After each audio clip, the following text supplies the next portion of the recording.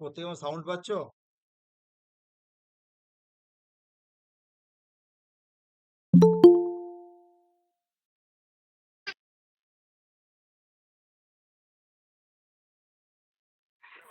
হ্যাঁ স্যার পাচ্ছি। ওকে ওকে ওকে।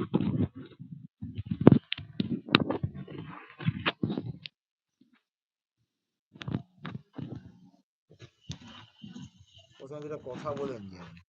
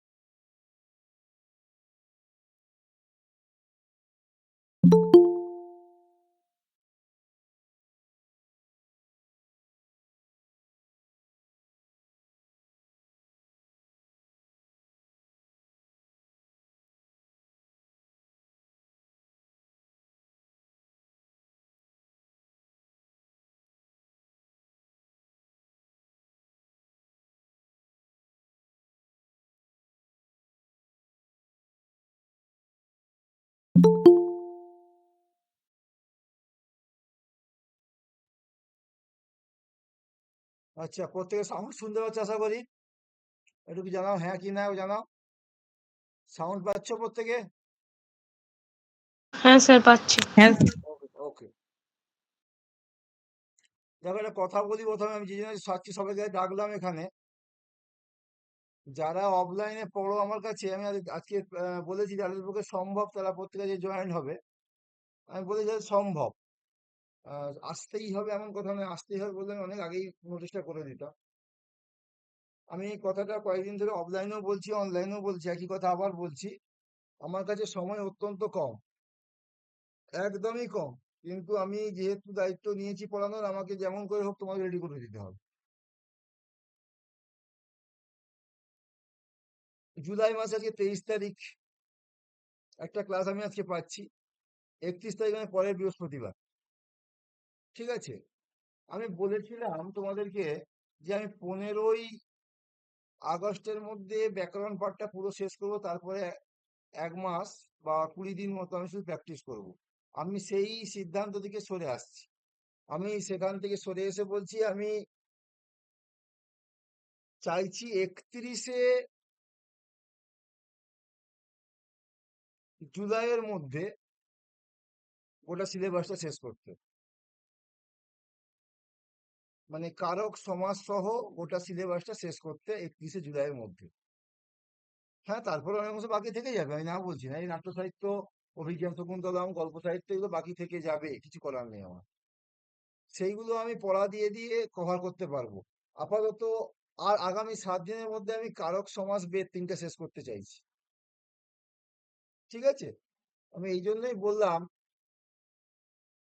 প্রত্যেকটি অফলাইনের ছাত্র তাদেরকেও জয়েন হতে আমি বলছি। কারণ 31শে জুলাইয়ের মধ্যে আমি অফলাইনে ক্লাস পাবো আর একটি। ঠিক আছে, তারপরে 17ই আগস্ট পর্যন্ত এদের গেলে আরো 3টে, কিন্তু 17ই আগস্ট অনেক দেরি হয়ে যাবে। 14ই জুলাই যদি 14ই সেপ্টেম্বর যদি পরীক্ষা হয়, সেক্ষেত্রে কিন্তু আরো অনেকটা দেরি হয়ে যাবে। আমি এই জন্যই বলছি প্রত্যেককে, অফলাইন ছাত্রকে, তোমরা যদি পারো তো তোমরা পার ডে অনলাইন ক্লাসটা জয়েন হওয়া শুরু করো, যদি সম্ভব হয়। কারণ কারক সমাজটা শেষ করতে আমার ওখানে 17ই আগস্ট যাবেই, আমি জানি। কারণ ওখানে তো একটা ডেট সময় পাচ্ছি না আমি মাত্র। আহ, ফলে এই জায়গাতে আমি প্রত্যেকটি অনলাইনের ছাত্রকেই বলছি যে তোমরা যদি, অফলাইন ছাত্রকে বলছি, তোমরা যদি পারো তো জয়েন্ট হও। আমি এই জন্য শুধু অফলাইনের ছাত্র সবগুলোকে আমি বললাম লাস্ট মুহূর্তে এসে। যদি এটা আমার আগে বলা উচিত ছিল। আমি আমি এখন খুব নিজেই ডিসিশনহীনতায় ভুগছি, কিভাবে শেষ করব সিলেবাস। তোমরা নিজেরা মুখস্থ করবে কি মনে রাখতে পারছি এটা নিয়ে তোমরা সমস্যায় আছো। আমি চিন্তা করছি কিভাবে তোমাকে আমি ভালোভাবে প্রিপেয়ার করে পাঠাতে পারি পরীক্ষা হলে, কতটা সম্ভব ভালোভাবে প্রিপেয়ার করে তোমাকে পাঠাতে পারি, এই চিন্তাটা আমি করছি। কারণ যদি আমি আগামী বৃহস্পতিবার, মানে যেটা 31শে জুলাই পড়ছে, ওই দিনের মধ্যে শেষ করে দিতে পারি কারক সমাজ এবং বেদ, তাহলে বাকি আমি 1 মাস প্লাস টাইম, যত প্লাস টাইম পাবো, আমি সিলেবাসটাকে তত ক্ষুদ্র ক্ষুদ্র ক্ষুদ্র ক্ষুদ্র ভাগে শেষ করে 2 বার থেকে 3 বার রিপিটেশন করে দিতে পারবো। সেটা কিভাবে করতে হয়, যারা গতবার 2016 আমার কাছে পড়েছিল তারা জানে। এই ব্যাচে যদি কেউ আছে তারা জানবে যে আমি কিভাবে শেষ করে কিভাবে রিপিটেশন করে তৈরি করে দিতে পারি। যতটা হয়েছে আমার 2 মাসে অনেক হয়েছে, আমি জানি অনেকটা এগিয়ে দিচ্ছি আমি, কিন্তু যেটা বাকি আছে সেটাও কম নয়। আর আমি চাইছি 31শে জুলাইয়ের মধ্যে শেষ করে 1লা আগস্ট থেকে নতুন রুটিন দিয়ে দিতে। রুটিন দিয়ে দিতে মানে কিভাবে, ধরো প্রথম দিন তোমাকে দিলাম স্বরান্ত শব্দ, ভাতিগণীয় ধাতু, বেদের প্রথম অংশ, এরকম করে 5টা প্লট দিলাম। তার উপরে একটা রাত্রিবেলায় ক্লাস নিলাম, ক্লাস নিতে গিয়ে আমি 2 ঘন্টা কি 3 ঘন্টা সময় রাখলাম। সেই সময়ের মধ্যে একটা ওইটুকু অংশের উপর পরীক্ষা নিতে হবে, ওইটুকু অংশের মধ্যে পড়া ধরতে হবে, এবং তোমাদের কি কি জিজ্ঞাসা অসুবিধা সেটা আমাকে জানতে হবে, সেটা ক্লিয়ার করতে হবে। এইভাবে আমি এগাতে চাইছি। এই জন্যই আমি অন যারা অফলাইনে পড়ো আমার কাছে, আমি তাদেরকে বললাম তোমরা কি জয়েন হতে যদি পারো তো জয়েন হও আজকে।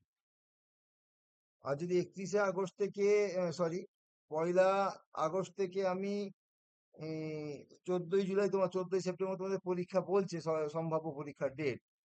আমি যদি 5ই বা 6ই সেপ্টেম্বর পর্যন্ত ওইভাবে দিন 35 বা 40 দিন সময় পাই, আমি তোমাদের সিলেবাসটা 2 বার রিপিটেশন করে দেবো, রিভাইজ করে দেবো। আমি এই জন্যই বলছি, এবার তোমরা চিন্তা করে দেখো যে তোমরা জয়েন হতে পারবে কি পারবে না। আমি এই জন্যই আজকে সবকে মেসেজটা করলাম, যদি মেসেজটা করতে অনেক দেরি হয়ে গেছে, এটা আমার সকালেই করা উচিত ছিল। কিন্তু আমি সবসময় পরিকল্পনা করতে হচ্ছে কিভাবে আমি এগাবো। সামনে প্রত্যেকটা দিন প্রত্যেকটা ঘন্টা ইম্পর্টেন্ট। মানে যখন ডেলি বাই ডেলি পড়া মানে, আর একটা কথা বলে রাখছি, কান খুলে শুনে রাখো, এরপর থেকে ডেলি ক্লাস, কিচ্ছু করার নেই আমার। বোরিং হবে না, আমি এটুকু বলতে পারি। বোরিং হবে না। আর কারণ আমি পড়াটা দিয়ে দেবো তো। ধরো 1 আগস্ট আমি পড়া দিচ্ছি, কিভাবে পড়া দিচ্ছি? স্বরান্ত, শব্দরূপ, ভাদিগণীয় ধাতু, দুটো অংশ তুমি 24 ঘন্টার মধ্যে ক্লিয়ার করতেই হবে তোমাকে। তার সঙ্গে দিলাম বৈদিক সাহিত্যের ফার্স্ট পার্ট, বলে তো কথা কতটা। তার সঙ্গে দিলাম অশ্বঘোষ। তার সঙ্গে দিলাম কি, কারকের কর্তৃকারক কর্মকারক। এগুলো টুকরো টুকরো করে ভাগ করে করে দেখে দেবে, কতবার রিভাইজ করি করে সিলেবাসটা।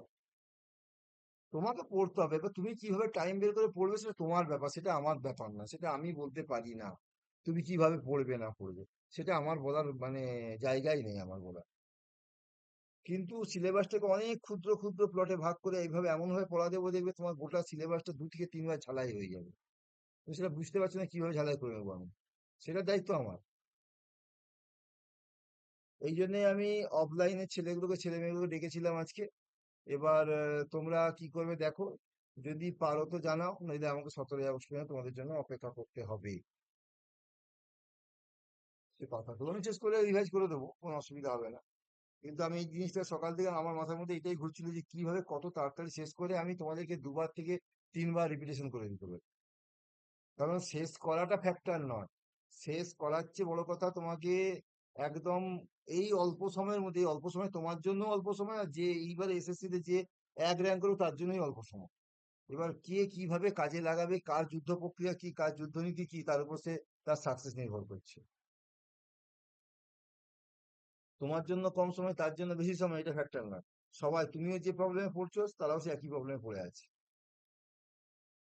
আর পরীক্ষা যেহেতু এতদিন পর হঠাৎ করে হচ্ছে, বেশিরভাগ লোকই আনপড়া। সবাই এই লাইন ছেড়ে অন্য লাইন চলে গেছে। সবাই যে বিরাট কিছু জেনে বসে আছে বা বিরাট পড়ে পড়ে আহ, একদম ওই এই এসএসসির জন্যই চোখ মানে কি বলবো, পঞ্চেন্দ্রিয় সজাগ রেখে পড়ে বসেছিল, এর সংখ্যা খুব কম। যদি কেউ থাকে 2 একজন, তারা ব্যতিক্রম। আর ব্যতিক্রম আর উদাহরণ এক হয় না কখনো। ব্যতিক্রম ব্যতিক্রমই হয়, উদাহরণ উদাহরণই হয়। যাই হোক, এটা বলার জন্য আমি অফলাইনের ছেলেদেরকে ডেকেছিলাম। এবার তোমরা চিন্তা করে দেখো তোমরা কতটা পারবে কি পারবে না, কি ব্যাপার। খুব ইম্পর্টেন্ট একটা নোটিশ এটা। এটা আমি এই জন্য বললাম। আমি আবার একটা ভিডিও করে পাঠাবো, দেখি কারা কি এগ্রি হয় না হয়, সে উপর নির্ভর করছে। যাই হোক, তোমাদের যদি কারো অসুবিধা থাকে, অফলাইনে যারা পড়ো তোমরা লেফট হতে পারো। আর যদি কেউ থাকতে চাও থাকতে পারো, আমার কোনো অসুবিধা নেই। কোনো বাধ্যবাধকতার করার কোনো চাপ নেই এই মুহূর্তে। আমি চাইছি 31শে জুলাইয়ের মধ্যে সিলেবাসটিকে এনি হাউ শেষ করতে। 1 রাউন্ড শেষ করে দেওয়ার পর আমি যখন একটু একটু করে প্লট দেবো, ধরো কাউকে কারকের কর্তৃকারক কর্মকারক না, তার সঙ্গে অপরিহার সমস্যা শুরু দিলাম একদিন পরীক্ষার জন্য, সেটার উপরে পরীক্ষা নিচ্ছি। আমি রুটিন দিয়ে দেবো, মুখে বলবো তা নয়, আমার রুটিন লেখা থাকবে ডে বাই ডে, কবে কোন জিনিসটা পড়া থাকবে তোমাদের। তোমাকে ওইটা 24 ঘন্টার মধ্যে শেষ করতে হবে। তুমি দেখবে ওটা ওইভাবে তুমি যখন হাঁটবে না পরীক্ষা থেকে, তুমি কিন্তু 4-6 মারবে, কিচ্ছু করার নয়। আমার পুরোনো অভিজ্ঞতা থেকেই বলছি। আমি ওইভাবে তৈরি করে প্রত্যেক বছর পাঠাই, নইলে আমার সাকসেস রেট এত বেশি হতো না। আমি খুলেই বলছি, মানে ঢাক পিটিয়েই বলছি। তোমরা তো স্যার নিজের ঢাক নিজে পিটাচ্ছে, কিছু কিছু সময় নিজের ঢাক নিজে পিটাতে হয়, কিছু করার নেই। ওই পরীক্ষাটাই আমার সাকসেসের মূল কারণ। ওই জন্য ওই পরীক্ষাগুলো এত বেশি প্র্যাকটিস করাবো, এত প্রেসার দিয়ে প্র্যাকটিস করাবো, যাতে তোমার কিন্তু রেডি হতে তুমি বাধ্য। যাই হোক, যা বলার আমি বলে দিয়েছি। এবার যারা অফলাইনে ছাত্র, তাদের অনেকে অন্য আছে, হঠাৎ করে বলেছি, যদি কোনো রুটিন থাকে, কোনো কাজ থাকে, বেরিয়ে যেতে পারো, কোনো অসুবিধা নেই। আমরা তো দেখো, আমি জাস্ট বলার জন্য, মেসেজটা দেওয়ার জন্য বললাম আর কি। আচ্ছা, আজকে তোমার শুরু করবো কারক বিভক্তি। কারক বিভক্তি আজকে তোমাদের আমি পড়াবো প্রথম পার্টটা, মানে কারক কি, কর্তৃকারক প্রথমা বিভক্তি, কর্মকারক দ্বিতীয় বিভক্তি, এই অংশটুকু পড়াবো, এবং তার সঙ্গে আজকে আমি বেদটা পড়াবো। তাহলে শুরু করছি। বোরিং হওয়ার কোনো জায়গা নেই, যদি কারো খিদা পায় তোমাকে অফলাইনে ক্লাস করতে খেয়ে নিবে, কিন্তু ক্লাসে থাকবে।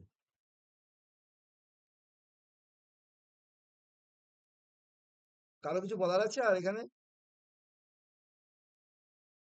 কারো কিছু বলার আছে?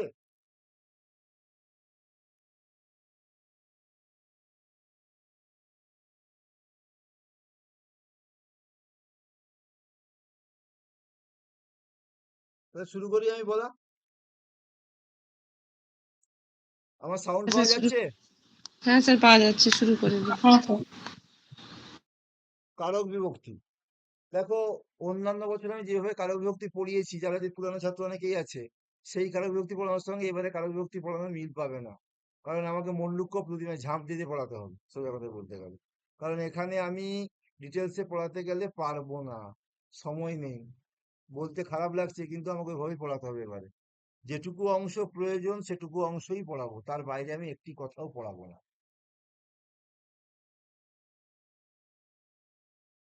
কারণ পড়ানোর ইচ্ছা থাকলেও আমার উপায় নেই, কারণ আমার কাছে সময় নেই। কারক বিভক্তি। দেখো, কারক বিভক্তির সংজ্ঞা প্রথমে বলা যে ক্রিয়ান্বয়ী কারকম। ক্রিয়ান্বয়ী কারকম বাক্যে ক্রিয়াপদের সঙ্গে অন্য পদের অন্বয় বা সম্পর্ককে কারক বলে। বাক্যে ক্রিয়াপদের সঙ্গে অন্য পদের যে সম্পর্ক বা সম্বন্ধ তাকে বলা হয় কারক। ঠিক আছে? একটা উদাহরণ দিয়ে বলি। ওই যে যে উদাহরণ তোমাদের ওই হর্ষবর্ধন ওই কুম্ভ মেলায় নিজের হাতে কোষাগার থেকে অর্থ নিয়ে দরিদ্রকে ধর্ম অর্থ দান করছেন, সেই উদাহরণটা বলছি না, আমি একটা অন্য উদাহরণ বলছি ক্রিয়ান্বয়ী কারক সম্বন্ধে। ধরো একটা ঘড়ি, দেওয়াল ঘড়ি আছে। তাহলে সেকেন্ডের কাঁটা আছে, মিনিটের কাঁটা আছে, আর ঘন্টার কাঁটা আছে, তিনটে কাঁটা আছে। তাছাড়া 1 থেকে 12 পর্যন্ত সংখ্যা লেখা আছে। ঘড়িটা চলছে বা টাইম নির্দেশ করছে কি না, ঘন্টার কাঁটা, মিনিটের কাঁটা। কিন্তু কিন্তু মানে গুরুত্বপূর্ণ বিষয় যেটা, সেটা হলো কি না, ঘন্টার কাঁটা মিনিটের কাঁটার পরেও যেটা গুরুত্বপূর্ণ বিষয় সেটা হলো, যদি ঘড়ির মধ্যে চার্জ না থাকে বা ব্যাটারি না থাকে, ঘড়ি কি চলবে? তাহলে দেখো, এই যে মেশিনারি সিস্টেমের সঙ্গে ঘন্টার কাঁটা, মিনিটের কাঁটা, সেকেন্ডের কাঁটা যুক্ত আছে। সেই সেকেন্ডের কাঁটা, ঘন্টার কাঁটা, মিনিটের কাঁটার সঙ্গে টাইম গুলো মানে 1 2 3 4 12 সব জয়েন্ট আছে। কিন্তু সেই মেশিনারির সঙ্গে কে জয়েন্ট আছে? না, ব্যাটারি যুক্ত আছে। ঠিক ব্যাটারি যতক্ষণ না চার্জ পাঠাচ্ছে ততক্ষণ কিন্তু এই সমস্ত কাঁটা, সমস্ত টাইম 1 2 3 4 সবই অকেজো। ওকে। অতএব এই ব্যাটারির সঙ্গে বাকি বা চার্জিং পয়েন্টের সঙ্গে, যেখান থেকে মানে পাওয়ার সাপ্লাই হচ্ছে, সেই পাওয়ার সাপ্লাই পয়েন্টের সঙ্গে যদি অন্যান্য পয়েন্টের যে সম্পর্কগুলো আছে ক্ষুদ্র ক্ষুদ্র, সেই সম্পর্ক না থাকলে, এবং প্রত্যেকটি অংশেই সম্পর্ক আছে, সেই সম্পর্ক না থাকলে কিন্তু ঘড়িটা কিন্তু সঠিক টাইম বা ঘড়িটাতে কোনো কোনো কিছুই আমরা বুঝতে পারতাম না, এবং ঘড়িটা ভুলভাল টাইম দিত। ঠিক তেমনি বাক্যে কর্তা, কর্ম, অপাদান, অধিকরণ যাই থাকুক, সম্বন্ধ পদ যাই থাকুক, তার সঙ্গে ক্রিয়াপদের একটা সম্পর্ক থাকে। শুধু সম্বন্ধ পদের সঙ্গে ক্রিয়াপদের সম্বন্ধ থাকে না। সম্বন্ধ পদের সঙ্গে বাক্যের অন্যান্য অংশের সম্বন্ধ থাকে, কিন্তু ক্রিয়াপদের সম্বন্ধ থাকে না। তাই সম্বন্ধ পদটাকে আমরা কারক হিসেবে গণ্য করি না বা ধরি না। ঠিক এইরকম ভাবে এই বাক্যের ক্রিয়াপদের সঙ্গে অন্যান্য পদের যে সম্পর্ক তাকে আমরা বলি কারক। এই জন্য কারক হলো 6 প্রকার। কারক কয় প্রকার? 6 প্রকার: কর্তৃ, কর্ম, করণ, সম্পাদন, অপাদান এবং অধিকরণ। দেখো, 6টা আছে, কিন্তু বিভক্তির সংখ্যা 7টা। সম্বন্ধ পদ একটা পদ একটা বাক্যের মধ্যে ষষ্ঠী বিভক্তি হয়। যাই হোক, এখানে যেটা কোশ্চেন হতে পারে, এই ক্রিয়ান্বয়ী কারকম, এখানে যেটা কোশ্চেন দেয় যে ক্রিয়ান্বয়ী কারকম, কারকম পদের সঙ্গে ক্রিয়ান্বয়ী পদের কি সম্পর্ক আছে? কেউ বলতে পারবে? ক্রিয়ান্বয়ী পদের সঙ্গে কারকম পদের কি সম্পর্ক আছে, কেউ বলতে পারবে? মুখ্য আর গৌণ। কি মুখ্য, গৌণ?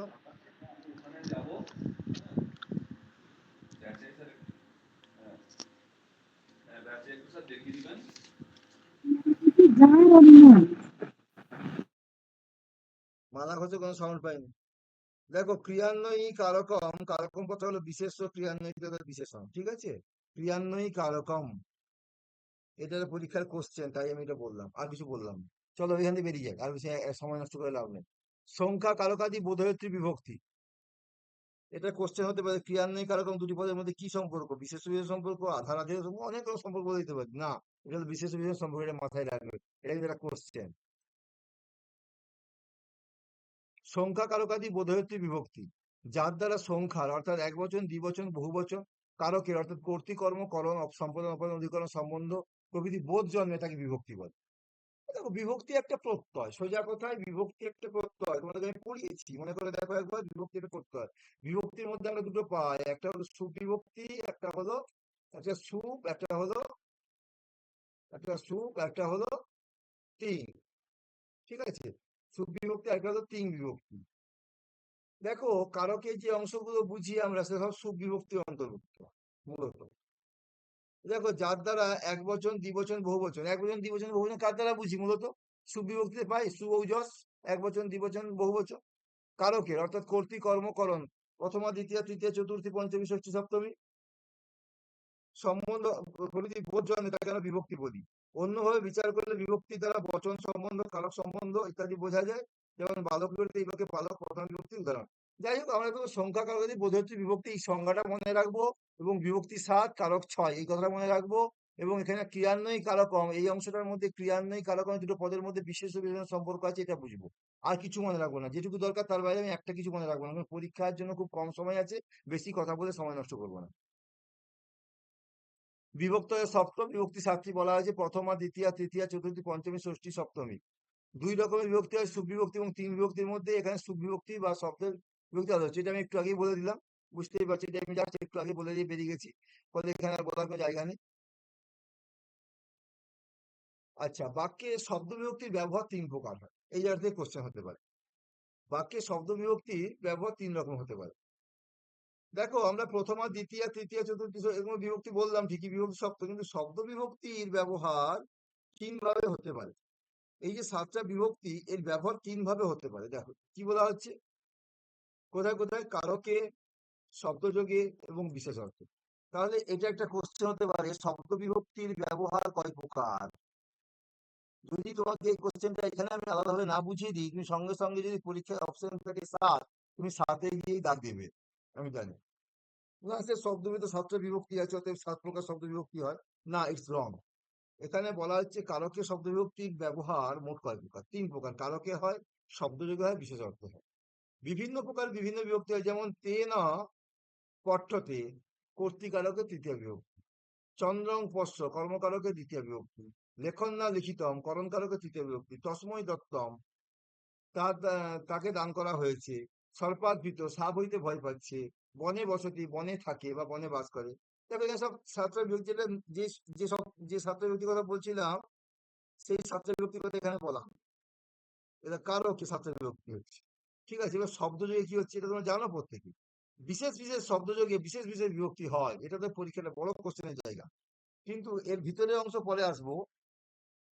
এই যে শব্দ বিভক্তিকে তিন ভাগে ভাগ করা হচ্ছে, সেটা বলা হচ্ছে। দেখো বিশেষ বিশেষ শব্দ বিশেষ বিভক্তি হচ্ছে, যেমন কি উপপদ বিভক্তি, নম নারায়ণ, নম শব্দযোগে চতুর্থী, দুঃখং বিনা, বিনা শব্দযোগে দ্বিতীয় বিভক্তি, শ্রমেন অলম, অলম শব্দযোগে তৃতীয় বিভক্তি। মানে বিভিন্ন শব্দের যোগে যে বিভিন্ন বিভক্তি হয়, নম শব্দযোগে চতুর্থী, বিনা শব্দযোগে দ্বিতীয়া, নিকো শব্দযোগে দ্বিতীয়া, এরকম তো অনেক আছে, কারো যদি পড়াশোনা পাবো প্রত্যেকটা লাইন বাই লাইন।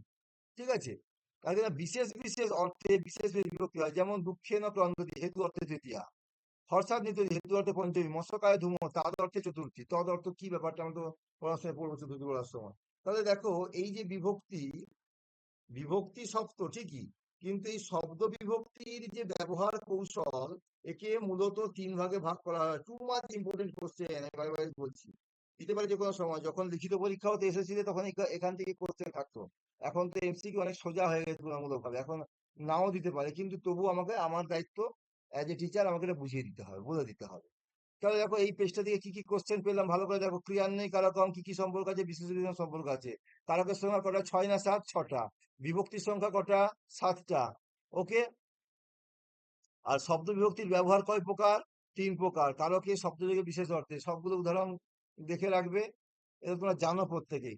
এইটুকু অংশের মধ্যে কারো কোনো জিজ্ঞাসা, খুব কুইকলি বলো।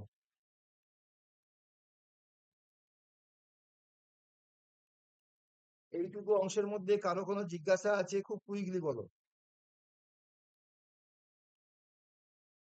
তাহলে আমি এগাচ্ছি। কর্তৃকারক সবচেয়ে ক্রিটিক্যাল জায়গা, কর্তৃকারক আর হ্যাঁ, হ্যাঁ, বলো।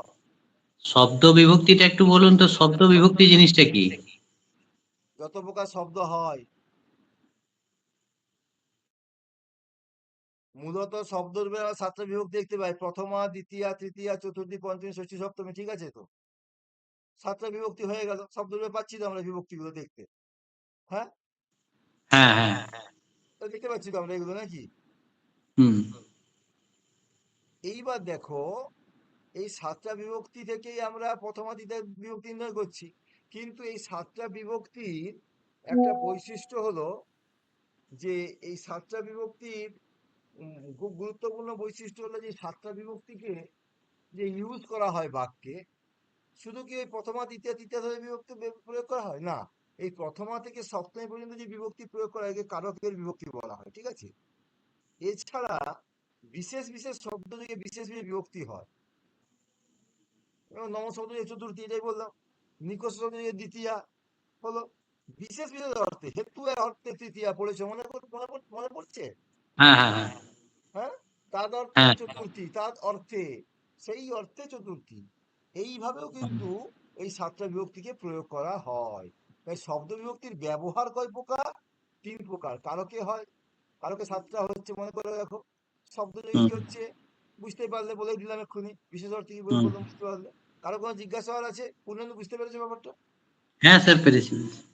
এবার এবার কর্তিকারকে চলে যাচ্ছে সোজাসুজি। কর্তিকারক, তাহলে এইটুকু অংশের মধ্যে কি কি টাইপের কোশ্চেন বুঝতে পারো? আশা করি বুঝতে পারছো। আমি অফলাইনে পড়াচ্ছি না, অনলাইনে পড়াচ্ছি ঠিকই, অনেক বোর্ড ওয়ার্ক করতে পারছি না। বোর্ড ওয়ার্ক করলে আরো ভালো করে বোঝাতে পারতাম, কিন্তু কিছু করার নেই ভাই, সিচুয়েশন যা, কিছু করার নেই। আমি এই সব অংশ অনেক অনেক গভীরে পড়াই, যারা পুরোনো ছাত্ররা জানে, কিন্তু আমার এই মুহূর্তে আর উপায় নেই। দেখো, কর্তিকারক স্বতন্ত্র কর্তা, ১-৪-৫৪। কর্তা সবসময় স্বাধীন। আমি ধরো আমার এই রুম, আমি ধরো আমার এই রুমটাতে আমি হলাম কর্তা। আমার এই রুমটাতে, যদি ঘরটার কর্তা কিন্তু আমার মা, ছেড়ে দেবো। আমি আমার এই রুমটার কর্তা, সাপোজ ধরুন। আমার ইচ্ছা হয়েছে আমি টেবিলে ল্যাপটপ রেখে চেয়ার নিয়ে বসে পড়াচ্ছি, ওকে। তাই এই ক্ষেত্রে আমার ইচ্ছা আমি এখানে বিরাজ করছি। আবার বলবেন স্যার আপনার তো বিছানা আছে, বিছানাতে খাটে শুয়ে পড়াতে পারেন, কোনো অসুবিধা কি আছে? আমি শুয়ে গিয়েও পড়াতে পারতাম। আবার ইচ্ছা হলো না আমি বই আলমারি ছেড়ে দাঁড়িয়ে কি কি বই আছে একটু দেখি, প্রবেশ করতে পারতাম। আবার মনে হচ্ছে না আমি মেঝেতে শুবো, খুব গরম লাগছে, আমার তো এসি নেই, আমি মেঝেতে শুয়ে, সেখানেও শুতে পারতাম। আবার মনে হচ্ছে না আমি রুম ছেড়ে বাইরে পালিয়ে যাবো, বাইরে গিয়ে বসি, একটু হাওয়া খাই, টিভি দেখি, সেটাও করতে পারতাম। মানে আমি নিজে স্বতন্ত্র, স্বাধীন।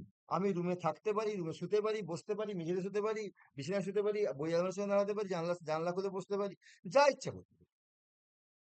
কর্তৃকারকের প্রথমে সূত্র বলে স্বতন্ত্র কর্তা। এই সূত্রটা কিন্তু টু মাচ ক্রিটিক্যাল সূত্র। এটা যখন, যদি আমি সপ্তমী বিভক্তির শেষ সূত্র পাবো, সেই বুঝতে পারবো এটা কতটা ক্রিটিক্যাল। যদি এক্ষুনি বলে দেবো আমি, কর্তায় প্রথমা বিভক্তি হয়, তোমাদের মধ্যে একটা ধারণা, এই ধারণাটা ভুল ধারণা। কর্তায় যে প্রথমা বিভক্তি হয় এটা তোমাদের ভুল ধারণা। কর্তায় প্রথমা বিভক্তি হয় এটা ভুল ধারণা। মানে আমি বাড়ির কর্তা, মানে আমি চেয়ারেই বাবুটি হয়ে বসে থাকবো তাও নয়, আমি ইচ্ছা হলে আমি শুয়ে পড়তে মেঝেতে, কোনো অসুবিধা নাই। কর্তাতে যে প্রথমা বিভক্তি হয় এটা আমাদের ভুল ধারণা। আমরা কি করতে পারি, স্বতন্ত্র কর্তা, অর্থাৎ ক্রিয়া যে সম্পাদন করে তাকে কর্তৃকারক বলে। দেখো এরপর লাইনগুলো পড়লে বুঝতে হবে।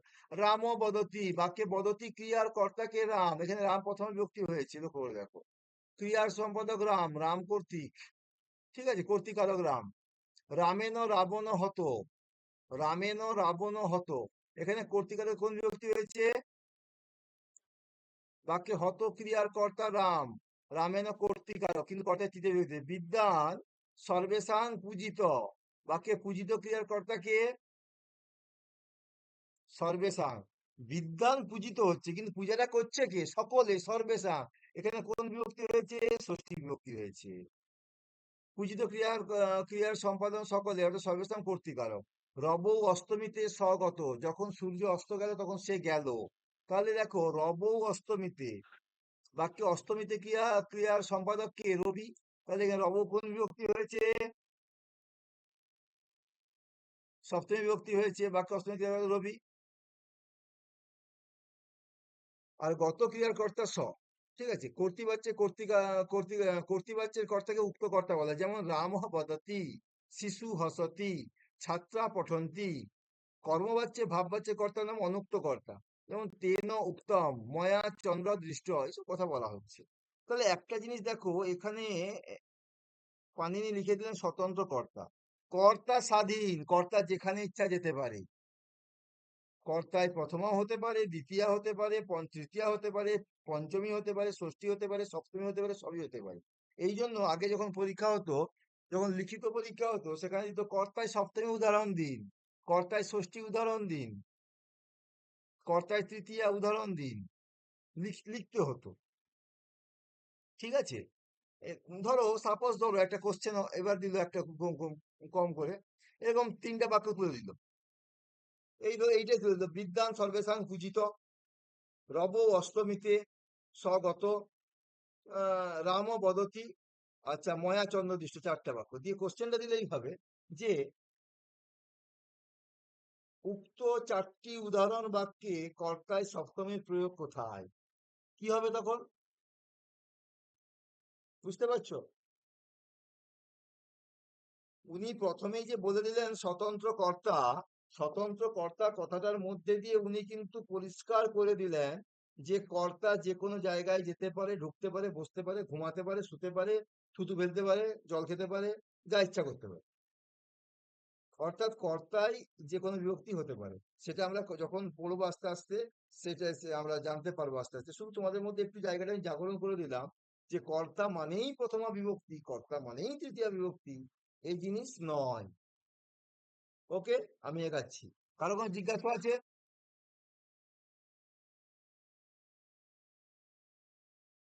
Any question?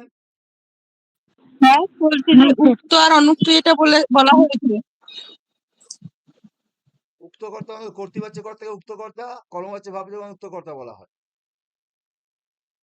মানে যখনই কর্মভাব বাচ্য হবে তখনই অনুক্ত, মানে উক্ত মানে বলা আছে, অনুক্ত মানে বলা নেই, এরকম নয়।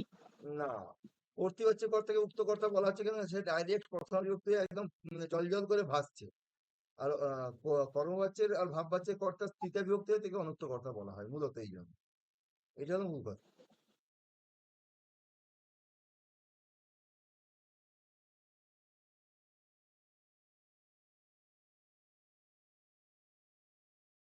তৎ প্রযোজক হেতুশ্চ, এখান থেকে অনেকটা তোমার ব্যাপারটা ক্লিয়ার হবে।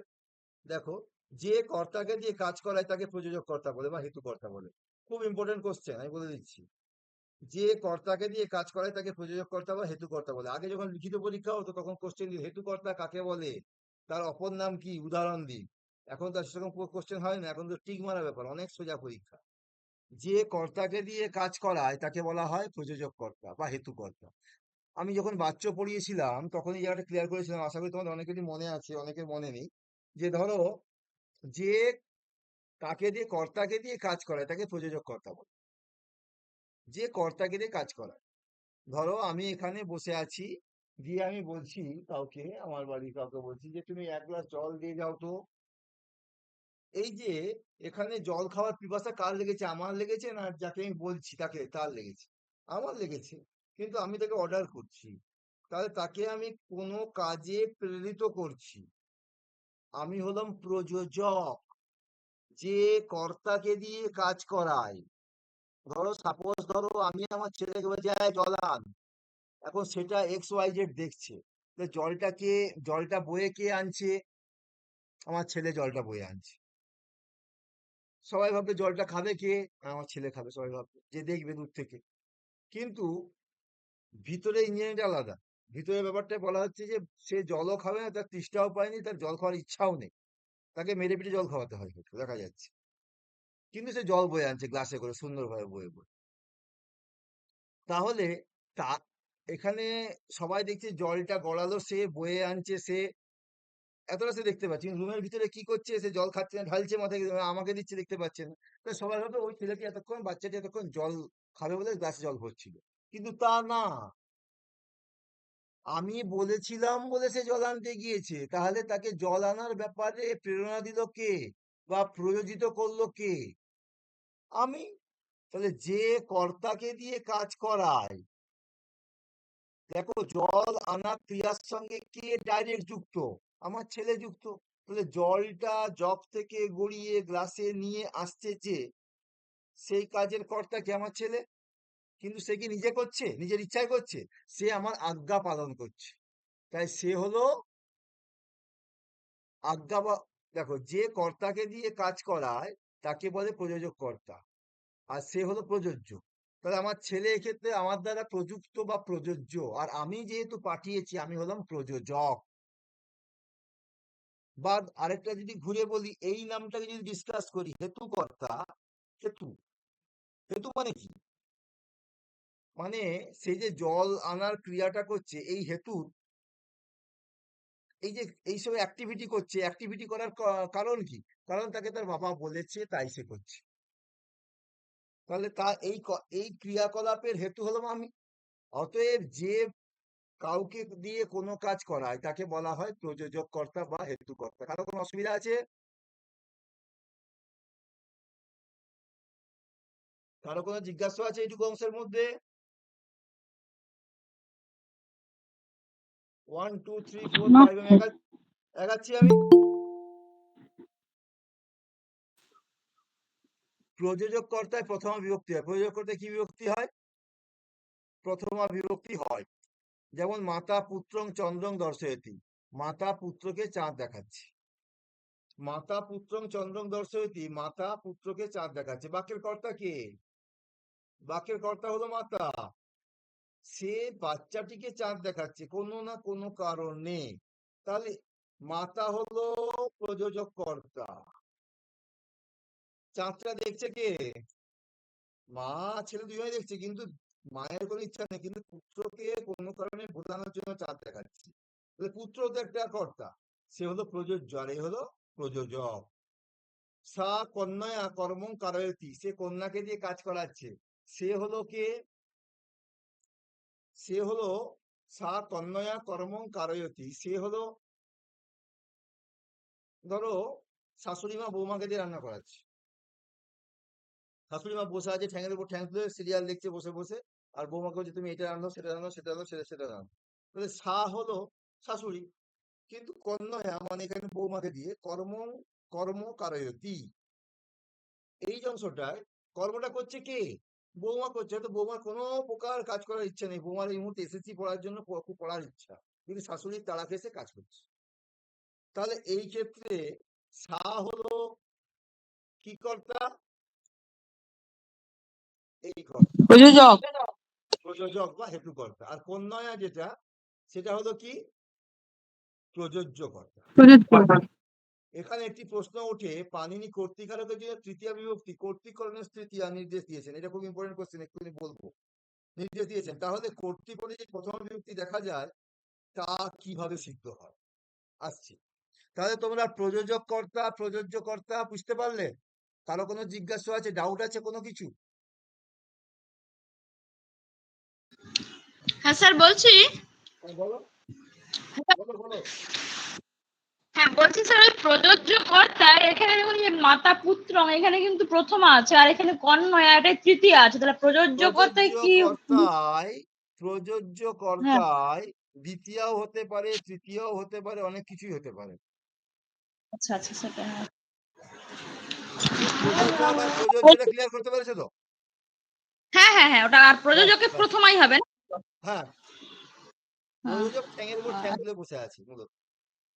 হ্যাঁ, কিন্তু মানে এটার ক্ষেত্রে বিভিন্ন হতে পারে আর কি। হ্যাঁ, এটা এটা আরো আমরা ডিটেলসে আসবো আস্তে আস্তে, সময়ের সঙ্গে সঙ্গে পাবো আমরা। আচ্ছা, এখানে একটি প্রশ্ন উঠে, পাণিনি কর্তৃকারকের জন্য তৃতীয়া বিভক্তি প্রয়োগ করেছেন, কর্তৃকরণের নির্দেশ দিয়েছেন। আচ্ছা, তাহলে পাণিনি এখানে একটা কথা বলেছেন, স্বতন্ত্র কর্তা। কর্তা স্বতন্ত্র, ওকে, মানে কর্তা নিজের ইচ্ছাধীন। কোথাও দেখালাম কর্তায় প্রথমা তৃতীয়া ষষ্ঠী সপ্তমী সবই দেখিয়েছি, এখানে চতুর্থী সবই দেখিয়েছি। এখানে এসে দেখানো হচ্ছে, দেখো পাণিনি কর্তৃকারকের জন্য তৃতীয়া বিভক্তি কর্তৃকরণের তৃতীয়া নির্দেশ করেছেন। ভালো করে দেখো, কর্তৃকারকের জন্য তৃতীয়া বিভক্তি কর্তৃকরণের তৃতীয়া নির্দেশ করেছেন।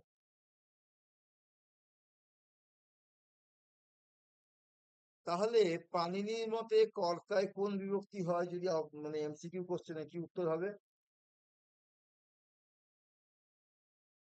তাহলে যদি কোশ্চেন এমসিকিউ কোশ্চেন হয় পাণিনি মতে কর্তায় কোন বিভক্তি বা পাণিনি কর্তায় কোন বিভক্তি নির্দেশ করে গেছেন? প্রথমা তৃতীয়া দুটোই তো না, পাণিনির মতে কর্তায় তৃতীয়া।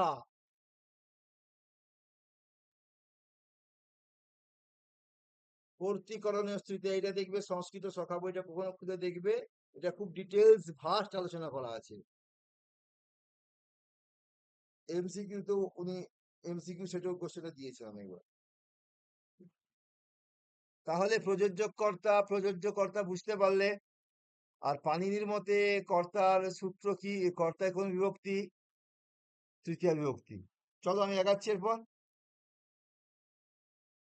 সমাধান এই যে পাণিনি কর্তৃকারকের তৃতীয়া বিভক্তি হবে বলে নির্দেশ দিয়েছেন ও তা কর্মবাচ্যে ভাববাচ্যে কর্তার ক্ষেত্রে প্রযোজ্য। মানে এই জায়গায় প্রযোজ্য। সবাই বুঝতে পারছো? হ্যাঁ স্যার।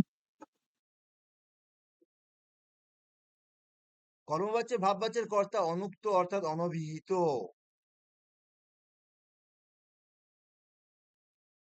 কর্মবাচ্য এবং ভাববাচ্যের কর্তা অনুক্ত বা অনভিহিত।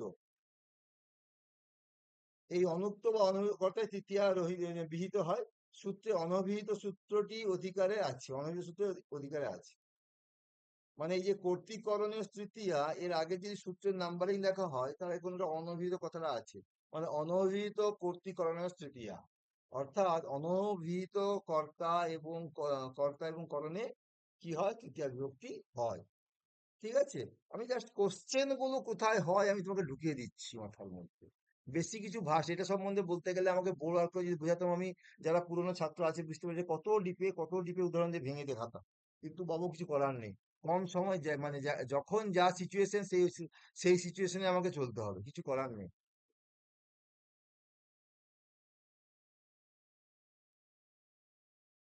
অর্থাৎ অনভিহিত অনুক্ত কর্তার কারণে তৃতীয়া হয়। কর্তৃবাচ্যের কর্তা হলো অনভিহিত নয়, কর্তৃবাচ্যের কর্তা হলো অনভিহিত নয়।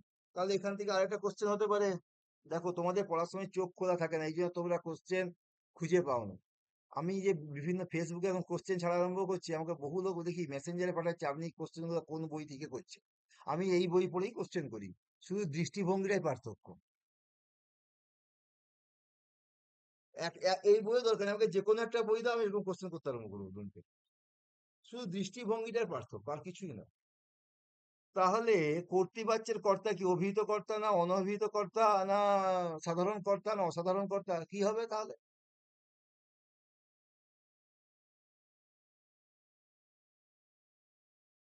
অভিহিত। অভিহিত। কর্মবাচ্যের কর্তা কি? অনভিহিত মানে বুঝতে অনুক্ত পারলে? কর্তা। আশা করি প্রত্যেকে যারা ক্লাসটা শুনছো ক্লিয়ার হয়েছে আমার কাছে ব্যাপারটা। আশা করি তোমাদের প্রত্যেকের কাছে ব্যাপারটা ক্লিয়ার হয়েছে, আশা করি। চলো এগাই আমি এবারে। সেখানে কর্তা অভিহিত বা উক্ত, তাই সূত্রানুসারে কর্তৃবাচ্যের কর্তায় তৃতীয়া হতে পারে না। যার নামে বাচ্য সেই উক্ত বা অভিহিত, তাই কর্তৃবাচ্যের কর্তা উক্ত বা অভিহিত, কর্মবাচ্যের কর্ম উক্ত বা অভিহিত। এখান থেকে আবার আরেকটা কোশ্চেন হয়ে গেল।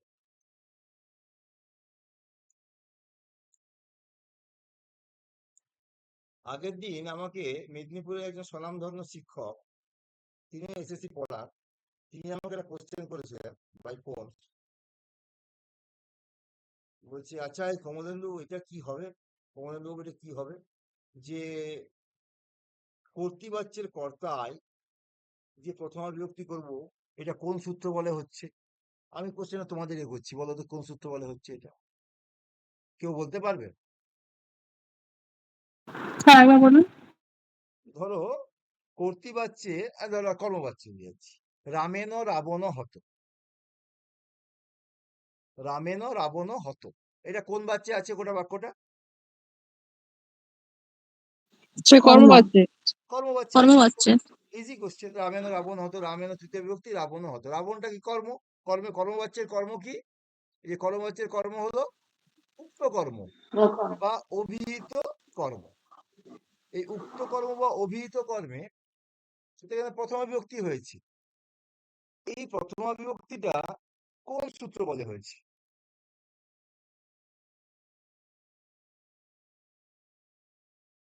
দেখবে ব্যাকরণ কৌমুদীতে বা আমাদের যেগুলো মানে একটু দূর মানে এ বই সহজ সরল করে লেখা আছে, দেখবে উক্ত কর্মনি প্রথমা।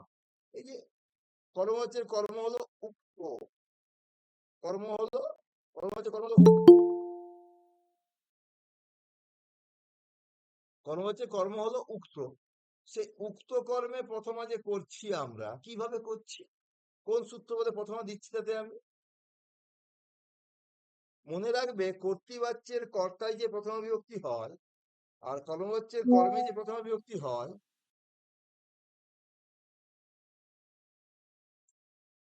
কর্তৃবাচ্যের কর্তায় যে প্রথমা বিভক্তি হয় এবং কর্মবাচ্যের কর্মে যে প্রথমা বিভক্তি হয়, এটা হলো প্রাতিপদিকার্থে প্রথমা। দেখো এবার একাই দেখতে পাবে। তাহলে কর্তৃপদে প্রথমা বিভক্তি হয় কি করে? না, প্রথম বিভক্তি বিষয়ক সূত্র আছে মাত্র দুটি। প্রাতিপদিকার্থে লিঙ্গ পরিমাণ ও বচন মাত্রে প্রথমা, তারপর আছে সম্বোধনে চ। সম্বোধনে চ সূত্রে চ প্রথম বিভক্তি নির্দেশক। এই যে প্রাতিপদিকার্থে লিঙ্গ পরিমাণ বচন মাত্রে প্রথমা, এই প্রথমা পত্রার এখানে কি হলো? অনুবৃত্তি হলো। সেটা বোঝার জন্য কি চ প্রয়োগ করা হয়েছে। সম্বোধনেও প্রথমা, যার বাংলা করলে একটু দাঁড়ায়। সম্বোধনে চ সূত্রে চ প্রথম বিভক্তি নির্দেশক। সম্বোধনে পদ বাক্যের অংশ নয়, ক্রিয়ার সঙ্গে এর সম্বন্ধের প্রশ্ন ওঠে না। সম্বোধনে চ সূত্রে চ প্রথম বিভক্তি নির্দেশক। সম্বোধন পদ বাক্যের অংশ নয়, ক্রিয়ার সঙ্গে এর সম্বন্ধের প্রশ্ন ওঠে না। তাই কর্তৃপদে বিভক্তি নির্ণয়ের ক্ষেত্রে এই সূত্রের কোনো প্রাসঙ্গিকতা নেই। তাহলে তাহলে কোন পদে প্রথমা বিভক্তি সিদ্ধির জন্য এই একটি সূত্র রয়েছে। তাহলে কোন পদে প্রথমা বিভক্তি সিদ্ধির জন্য একটি সূত্র রয়েছে, প্রাতিপদিকার্থ লিঙ্গ পরিমাণ বচন মাত্রে প্রথমা। কর্তৃপদের প্রথমা এই সূত্রেই হয়, কর্তৃকারকে নয়। বস্তুতে এই প্রথমার সঙ্গে কারকত্বের সম্পর্ক নেই। এই প্রথমা হলো অভিধেয় মাত্রে প্রথমা। অভিধানাঞ্চ প্রায় তিন কৃত্য সমাস হয়, অর্থাৎ সাধারণত ধাতু বিভক্তি, কৃত, তদ্ধিত এবং সমাসবদ্ধ পদ দ্বারা অভিধান হয়।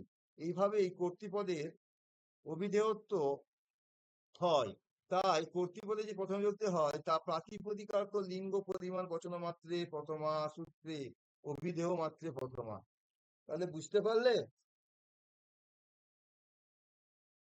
কারো কোনো জিজ্ঞাসা? আমি জানি অনেকেরই জিজ্ঞাসা আছে, পেটের মধ্যে কথা রেখে লাভ নেই, বলো।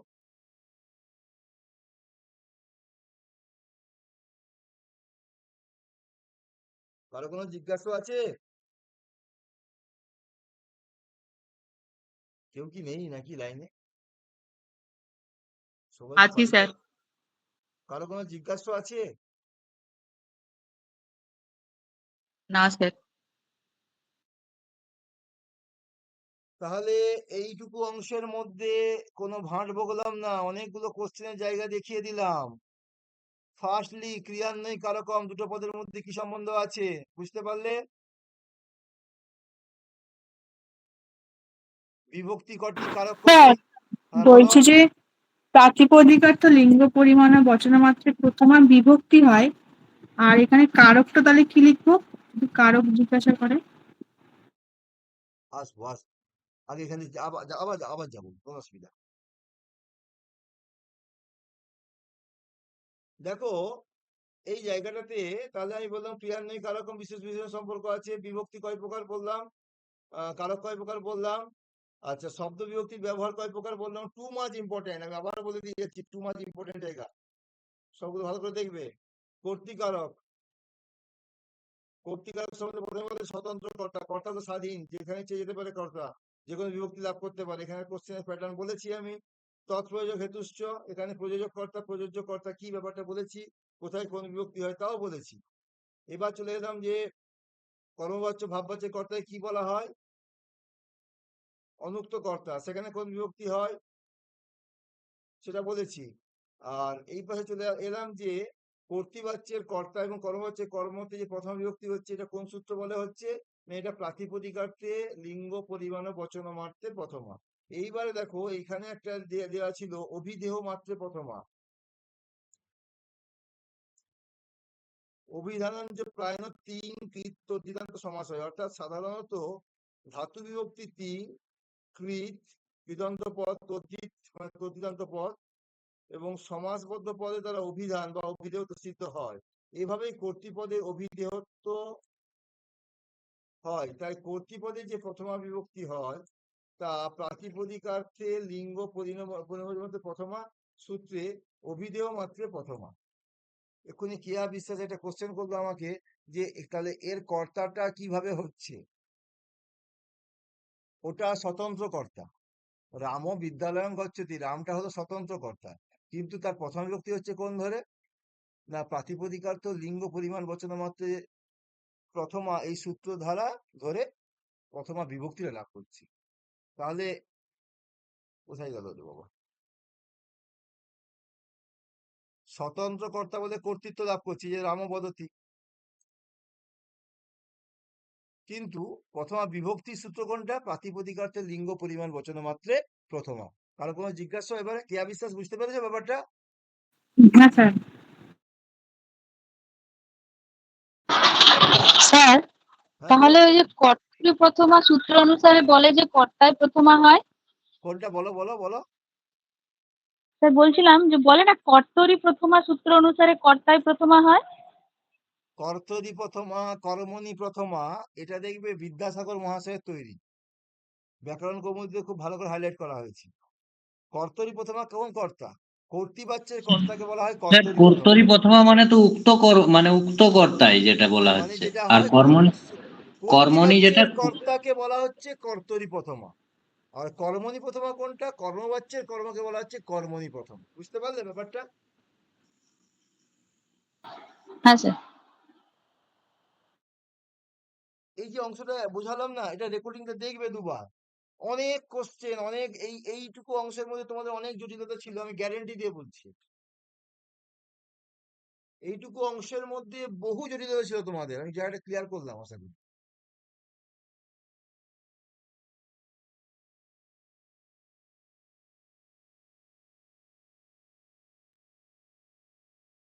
তাহলে আমি প্রথম বিভক্তি চলে যাই এবারে। কারো কোনো জিজ্ঞাসা আছে আর এর মধ্যে বলো?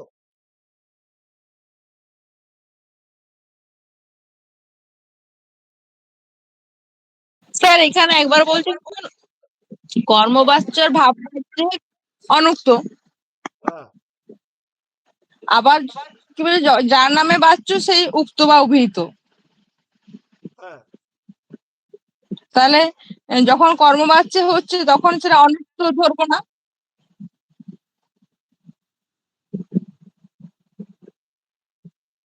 এই যে যার নামে বাচ্য সেই হলো উক্ত বা অভিহিত।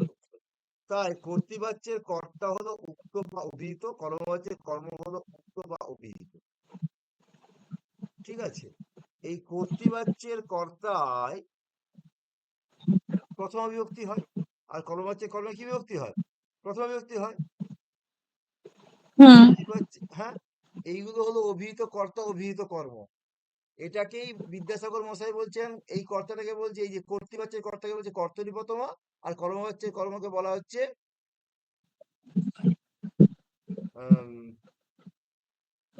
অভিহিত কর্ম। বুঝতে পারলেন? যেটাকে উনি বলছেন কর্মণি প্রথম। এই যে সুনন্দা খামরু এক্ষুনি কোশ্চেনটা আমাকে করেছিল, তুমি যে কোশ্চেনটা করছো সব একই জায়গা থেকে কোশ্চেনটা উঠে আসছে। বুঝতে পারলে? আর তুমি জিজ্ঞাসা ব্যাপারটা বুঝতে পেরেছো শোভা? হ্যাঁ স্যার, দেখি একটু পড়ি, তারপর তখন হয়তো ডাউট ক্লিয়ার হয় পুরো। তাহলে এই রেকর্ডিংটা জায়গাতে, আরেকবার শুনবো। হ্যাঁ রেকর্ডিং দেখবো অবশ্যই। তাহলে এই জায়গাটাতে তোমাদেরকে আমি যেগুলো অংশ, যেটুকু অংশ বোঝালাম বা বোঝানোর চেষ্টা করলাম, সেখান থেকে কি কি কোশ্চেন বা কি কি টাইপের কোশ্চেনের প্রতি বুঝতে পেরেছো? কেয়া বিশ্বাস, হ্যাঁ স্যার। ধরো কোনো কারণে একটা উদাহরণ দিয়ে দিল তোমাকে, বালকা বিদ্যালয়ং গচ্ছতি, বালক পদের প্রথম বিধায়ক সূত্র কোনটি? কি হবে উত্তর তাহলে?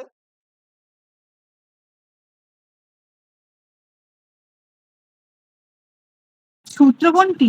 স্বতন্ত্র হ্যাঁ, কর্তায়। না স্যার, প্রাতিপদিকার্থ লিঙ্গ পরিমাণে বচন প্রথমা বিধায়ক প্রাতিপদিকার্থে সূত্র হবে। কোনটি বললাম আমি? আমি কর্তা নির্দেশ সূত্র বলিনি কিন্তু। কোশ্চেনটা শোনো ভালো এই করে। জায়গাটা থেকে স্যার আমার মানে ভুলেই যাচ্ছে ব্যাপারগুলো। এই দুটো জায়গা থেকেই মানে এইটার ঘাটটা ওইটা চাপিয়ে দিচ্ছে আর কি পড়তে গেলে। স্বতন্ত্র কর্তা, কর্তা স্বাধীন, আর প্রথমা বিভক্তি আলাদা জিনিস। কর্তৃক, দেখো, কর্তৃকারক, প্রথমা বিভক্তি, দুটোকে আলাদা করো আগে, সবার আগে। কর্তৃকারক, ভালো করে শোনো, এটাই ভাবো জীবনের শেষ শোনা, আর জীবনে না জড়াই যায়। বলা হচ্ছে প্রথমা বিভক্তি আর কর্তৃকারক দুটো কিন্তু আলাদা জিনিস। একটা কারকের অন্তর্ভুক্ত, একটা বিভক্তির অন্তর্ভুক্ত। একটা কারকের অন্তর্ভুক্ত, একটা বিভক্তির অন্তর্ভুক্ত। এবার দেখো, একটা বাক্য বললাম রামঃ বিদ্যালয়ং গচ্ছতি, রাম বিদ্যালয়ে যাচ্ছে, এখানে রামটা কর্তা, কর্তৃকারক। এই যে কর্তৃকারক প্রাপ্ত হয়েছে কিসে? না স্বতন্ত্র কর্তাদের কর্তৃকারক হচ্ছে। কিন্তু আমি বললাম বিভক্তি কি? স্বতন্ত্র কর্তা এই সূত্রের মধ্যে কি কোথাও বিভক্তির উল্লেখ আছে? ওই যে ক্রিয়া যে সম্পাদন হবে সেই হলো কর্তৃকারক। তাহলে এখানে স্বতন্ত্র কর্তা কর্তৃকারক হলে কর্তা, কিন্তু বিভক্তি কোথা থেকে লাভ করছে ও? প্রাতিপদিকার্থে প্রাতিপদিকার্থে বিভক্তি লাভ করছে। যে কোনো কর্তৃবাচ্যের বাক্য থাকলে তার কর্তাতে যে প্রথমা বিভক্তি হয়, সেটা প্রাতিপদিকার্থে লিঙ্গ পরিমাণ বচন মাত্রে প্রথমা সূত্রের দ্বারা প্রথমা।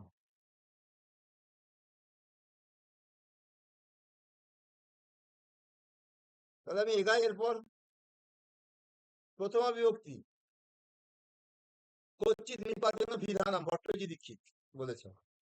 নিপাত যোগে, নিপাত মানে কি? ইতি সাম্প্রদাম অসাম্প্রদাম, এই অব্যয়গুলির যোগে। সব অব্যয় বলেনি কিন্তু, স্পেসিফিকলি তিনটে অব্যয়, ইতি সাম্প্রদাম এবং অসাম্প্রদাম। তাহলে যে কচ্চিৎ নিপাতেন বিধানাম, ভট্টজি দীক্ষিত যে উল্লেখ করলেন, ভট্টজি দীক্ষিত যে কচ্চিৎ নিপাতেন বিধানাম উল্লেখ করলেন, এখানে ইতি সাম্প্রতম এবং অসাম্প্রতম এই যে অব্যয়গুলি হলো, এই অব্যয়গুলোকে ভট্টজি দীক্ষিত এক কথায় কি বলেছেন তাহলে?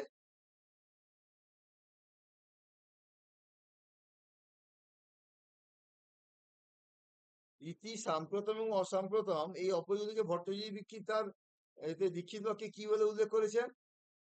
নিপাত। নিপাত। কচ্চিৎ মানে কোন কোন, নিপাতের দ্বারা অভিধান হয়। ইতি সাম্প্রতম অসম এই অব্যয়গুলির যোগে অভিধেয় মাত্রে প্রথমা হয়। এই অব্যয়গুলির দ্বারা যাকে বোঝানো হয় সে অভিধেয় হয়। দশরথ ইতি রাজা আসি, আমরা এটা পড়ে আসছি চিরকাল, ইতি অব্যয়ী যোগে প্রথমা। আসলে এখানে প্রথম বিভক্তি কোন সূত্র বলে হয়েছে? ইতি অব্যয় যুগে। আবার সেই ইতি অব্যয়, ছোটবেলার অভ্যাস আর কাটাতে পারছো না। কচ্চিৎ নিপাতেন কচ্চিৎ নিপাতেন বিধানাম, তুমি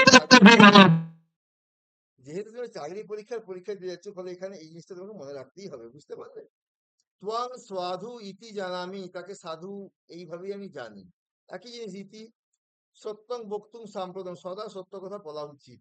এই যে সাম্প্রতম, তাই এখানে এটা হয়েছে। বিশ্ববিক্ষোপী সংবর্ধ স্বয়ং ছেত্তুম অসাম্প্রতম, বিষবৈক্য নিজের হাতে বাড়িয়ে সেটাকে কাটতে কেমন লাগে। এই উদাহরণগুলো ভালো করে মনে রাখবে, বারে বারে বলছি। দেখো এখানে একটা জিনিস তোমাদেরকে দ্বন্দ্ব কাটিয়ে দিই। অনেক পণ্ডিত স্যার আমাদের আছেন বিভিন্ন জায়গায়, আমার অনেকবার বলেছেন ইতি অব্যয় যোগে প্রথমা আর নাম এই অব্যয় যোগে প্রথমা একই জিনিস। আমি অনেকবার শুনেছি, ডিবেট করতে তাদের সঙ্গে যখন বলছি না স্যার নামটা আলাদা জিনিস, নামের সঙ্গে কোনো ইতির যোগ নেই, বলি তুমি বেশি জানো, দুদিনের ফচকাচ্ছে না, আমার বলে দিই। দেখো, নাম এই অব্যয় যোগে প্রথমা হয় না। যেমন রামং নামঃ বালকং পশ্যামি, কিন্তু রাম ইতি বালকং পশ্যামি দুটো আলাদা জিনিস। স্পষ্ট করে লিখে দিয়েছেন নাম এই অব্যয় যোগে প্রথমা হয় না।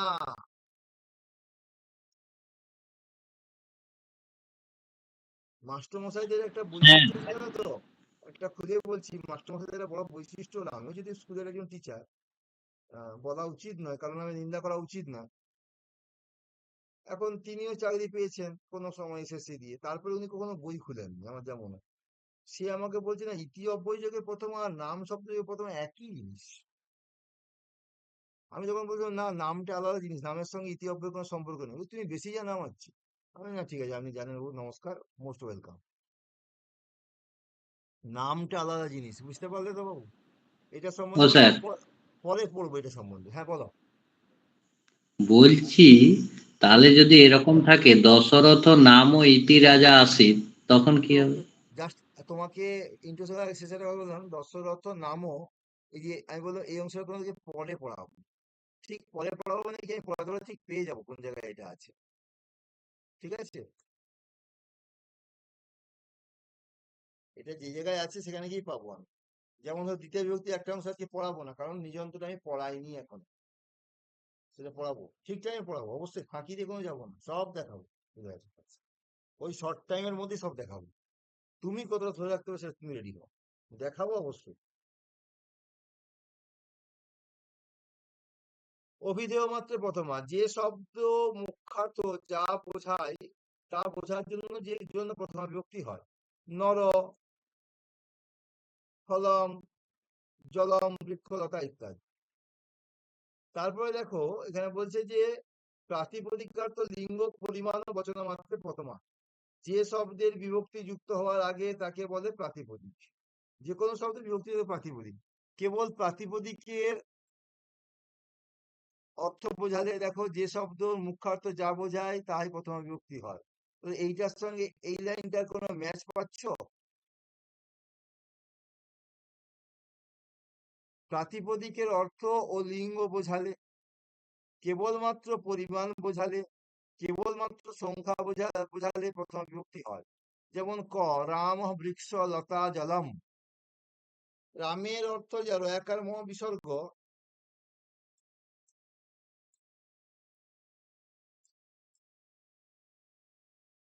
আর এই রামের যা অর্থ, একই অর্থ না আলাদা অর্থ? একই অর্থ। তারপরে দেখো বলছে প্রাতিপদিকের অর্থ লিঙ্গ বোঝালে, তট, তটি, তটম। তট মানে কুল বা পার, একটা পুংলিঙ্গ একটা ক্লিবলিঙ্গ স্ত্রীলিঙ্গে প্রয়োগ হয়েছে। দ্রোণ আর গৃহী পরিমাণ, কেবলমাত্র পরিমাণ বোঝালে, আর কেবলমাত্র সংখ্যা বোঝালে প্রথম বিভক্তি হয়, এক দৌ বহবিত বিতরণ। তাহলে দেখো অ্যাকচুয়ালি প্রাতিপদিকার্থে লিঙ্গ পরিমাণ ও বচন মাত্রে প্রথমা, এই সূত্রটাকে যদি অনেকে অনেক খুব খুব কঠিন সূত্র এটা অ্যাকচুয়ালি, এই সূত্র যদি ব্যাখ্যা করতে হয় একটু অন্যভাবে ব্যাখ্যা করলে জিনিসটা বুঝতে পারবে। ধরো তোমার পরিচিত কোনো একজন কেউ আছে, আত্মীয় স্বজন কলিগস কেউ একজন আছে, যে ধরো একটা স্পেশাল ব্র্যান্ডের সেন্ট ইউজ করে বা পারফিউম ইউজ করে, সে সবসময় সেটাই ইউজ করে, তার বাইরে অন্য কিছু ইউজ করে না। ধরো কোনো কারণে সেই লোকটি তোমার সম্মুখে উপস্থিত, তখন তুমি তার সেন্ট পাচ্ছ, মানে এখানে সেই প্রাধান্য পাচ্ছে। এবার ধরো তুমি একটা অন্য কোথাও গেছো, সেই রকমই সেন্ট বা সেই একই ব্র্যান্ডেড সেন্ট অন্য কোনো একজন ব্যক্তি ইউজ করে গেছে, তোমার সঙ্গে সঙ্গে তোমার মাথার মধ্যে সেই লোকটার কথা মনে পড়বে কি পড়বে না? পড়বে। প্রাতিপদিক হলো একটা সেই রকমই জিনিস, প্রাতিপদিক অর্থ লিঙ্গ পরিমাণ ও বচন মাত্রে প্রথমা, এই সূত্রটা কিন্তু একটা সেই টাইপের জিনিস যার উচ্চারণের সঙ্গে সঙ্গে তার নিজের অর্থ বা তার লিঙ্গ, তার অর্থ, কেবলমাত্র পরিমাণ, সবগুলো এক কথায় সেন্স চলে আসে, মানে মাথার মধ্যে সবগুলো সেন্স একসঙ্গে বহিঃপ্রকাশ ঘটে, তাকে প্রাতিপদিক লিঙ্গ বচন প্রথম বলা হচ্ছে। কিন্তু এই এইভাবে বোঝাতে গেলে সেই বোঝানোটা তোমাদের ওই অনার্স লেভেলের সূত্র ব্যাখ্যার জন্য ঠিক আছে। এখানে যেটা বোঝানোর ব্যাপার আছে সেটা কি বলতো, এখানে যেটা বোঝানোর ব্যাপার থাকছে সেটা হলো এইটা, যে কর্তৃবাচ্যের কর্তায় প্রথমা বিভক্তি আর কর্মবাচ্যের কর্মের প্রথম বিভক্তি কোন সূত্র বলে প্রথমা? সেটা হলো প্রাতিপদিকার্থে লিঙ্গ পরিমাণ বচন মাত্রে প্রথম। আর বাকি এই অংশ কেটে উড়িয়ে দাও, কোনো পড়ার দরকার নেই। কারো কোনো জিজ্ঞাসা আছে এর মধ্যে?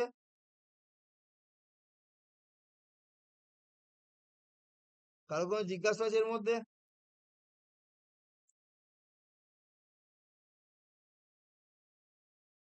কারো কোনো জিজ্ঞাসা আছে এর মধ্যে?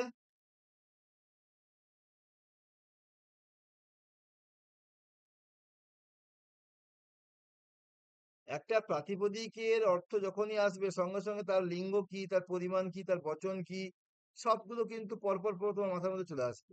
ধরো কোথাও বললাম বিয়ে বাড়ি যাচ্ছি, শুভ বিবাহ, তোমাকে তখন সেই শ্মশানে বলহরি হরি বল মনে পড়বে? তোমার মনে পড়বে বেশ সুন্দর লাইট ঝাকঝাক করে গোছানো আছে, ভালো কিছু সামনে স্টল আছে, খাচ্ছি, গিয়ে আরো ভালো করে বেশ কিছু মাংস ভাত পাত বা বিরিয়ানি ফিরিয়ে যাও, খাচ্ছি, এইভাবে একটা গোটা একটা আনন্দমুখর পরিবেশ মাথার মধ্যে আছে। সানাই টানাই বাচ্চে, ডিজে ফিজে বাচ্চে, সব মনে পড়বে।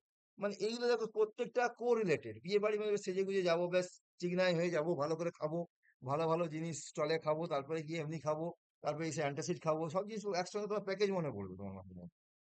সেখানে তোমার নিশ্চয়ই বিয়ে বাড়ি বললেই তোমার তো তারপরে নিশ্চয়ই মনে পড়বে না যে বিয়ে বাড়ি বললে তোমার মনে কি মনে পড়বে যে শ্মশান, মরা পড়ছে, বলো হরি হরি বল আওয়াজ হচ্ছে, তোমার মনে পড়বে? নিশ্চয়ই না। বিয়ে বাড়ি বললে তোমার মনে পড়ে যে লোকাল ট্রেনে 7:45 আমাকে ধরতে হবে গিয়ে, সেটা মনে পড়বে? নিশ্চয়ই না। তাহলে বিয়ে বাড়ি বলা মানে তার সঙ্গে সঙ্গে রিলেটেড, কো রিলেটেড অনেকগুলো অংশ তোমার মাথার মধ্যে চলে আসে পরপর। এই প্রাতিপদিকের অর্থ লিঙ্গ, পরিমাণ, বচন, মাত্রবচন, এই গোটা শব্দগুলোর মধ্যে এরকম একই সূক্ষ্ম সূক্ষ্ম জিনিস যুক্ত আছে। যাই হোক, আমার এসএসসির জন্য এইটুকু অংশ এইভাবে পড়ার কোনো দরকার নেই। শুধু এটা মনে হবে কর্তৃবাচ্যের কর্তায় প্রথমা, কর্মবাচ্যের কর্মে যে প্রথমা হয় সেটা প্রাতিপদিকার্থে লিঙ্গ, পরিমাণ, বচন মাত্রে প্রথমা সূত্র বলে হয়ে থাকে। ওকে, চলো। উক্ত স্যার স্যার যদি দ্রোণগৃহী থাকলো, দিয়ে ওখানে অপশন থাকলো যে এটা পরিমাণ মাত্রে প্রতিমা নাকি প্রাতিপদিকার্থে লিঙ্গ পরিমাণ বচন মাত্রে প্রতিমা, পরিমাণ মাত্রে প্রথমা তখন হয়ে যাবে। না যদি দুটোই থাকে যে প্রাতিপদিকার্থ লিঙ্গ পরিমাণ বচন মাত্রে প্রথমা, পরিমাণ মাত্রে প্রথমা বা উভয়, তাহলে তখন ঠিক কোনটা লিখবো? পরিমাণ। তখন আর সূত্রটা লিখবো না, তাই তো? হ্যাঁ, সেটা পরিমাণে অর্থ বোঝাচ্ছে না, এখানে গ্রহণটার একটা পরিমাণ বোঝাচ্ছে না। হ্যাঁ হ্যাঁ হ্যাঁ, সূত্রটা হচ্ছে প্রাতিপদিক। হ্যাঁ, তবে তোমাকে বলছি যে কোনো সময় কিন্তু এই কোশ্চেনটা তোমার আসতেই পারে, ওই কর্তৃবাচ্যের কর্তায় প্রথমা, কর্মবাচ্যের কর্মে প্রথমা কোন সূত্র বলা হয়, খুব ইম্পর্টেন্ট কোশ্চেন, বারে বারে বলছি। হ্যাঁ বলো, কেটা কি কোশ্চেন করছিল আমাকে? স্যার বলছি যে এই অভিধেয় মাত্রা প্রথম আছে না, এখান থেকে স্যার কিরকম প্রশ্ন হবে? আরে অভিদেহ মাত্রে প্রথমা মানে অভিদেহ, এই যে ধরো এই যে সমাস, কারো কি এই যে কৃদন্ত পদ, তদ্ধিদন্ত পদ, এই অংশগুলো আছে না, হ্যাঁ হ্যাঁ, বলছি স্যার ওখান থেকে কিরকম প্রশ্ন হবে? ওখান থেকে কোশ্চেন তুমি পাবে না কোনো কিছু, শিওর থাকো। এগুলো লং কোশ্চেনের জন্য অনার্স লেভেলে বা এটা লাগবে, এগুলো তোমাদের এখানে লাগবে না। তাও বলছিলাম যেটা কোশ্চেন দেখবো এখান থেকে এমসিকিউ কোশ্চেন বের করাতে পারি কিনা, যদি পারি তোমাকে দেবো তোমাদের। হ্যাঁ স্যার। ঠিক আছে, আমি এরপরে আগাচ্ছি।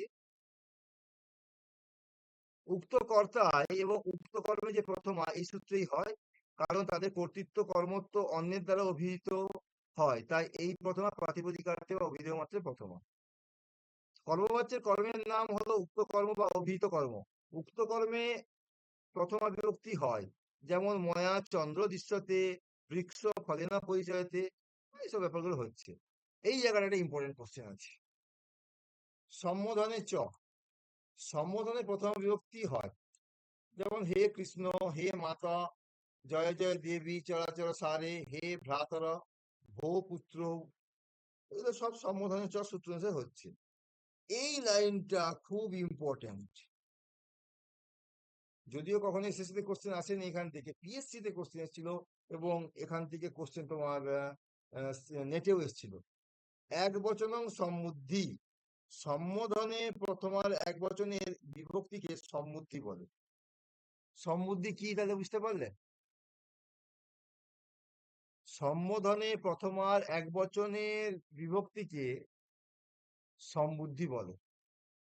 সম্বোধনের প্রথম বিভক্তি আমরা চিরকাল পড়ে এসেছি। এই যে সম্বোধনে প্রথমার এক বচনের যে বিভক্তি, একে কি বলা হচ্ছে? সম্বুদ্ধি বলা হচ্ছে। বুঝতে পারলে?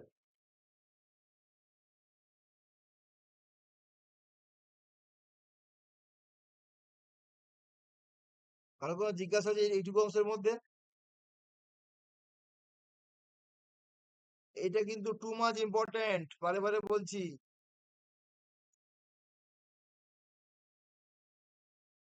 কর্মকারকে পড়াবো আজকে? সম্বোধনের প্রথমাটা হচ্ছে সম্বুদ্ধি, তাই তো?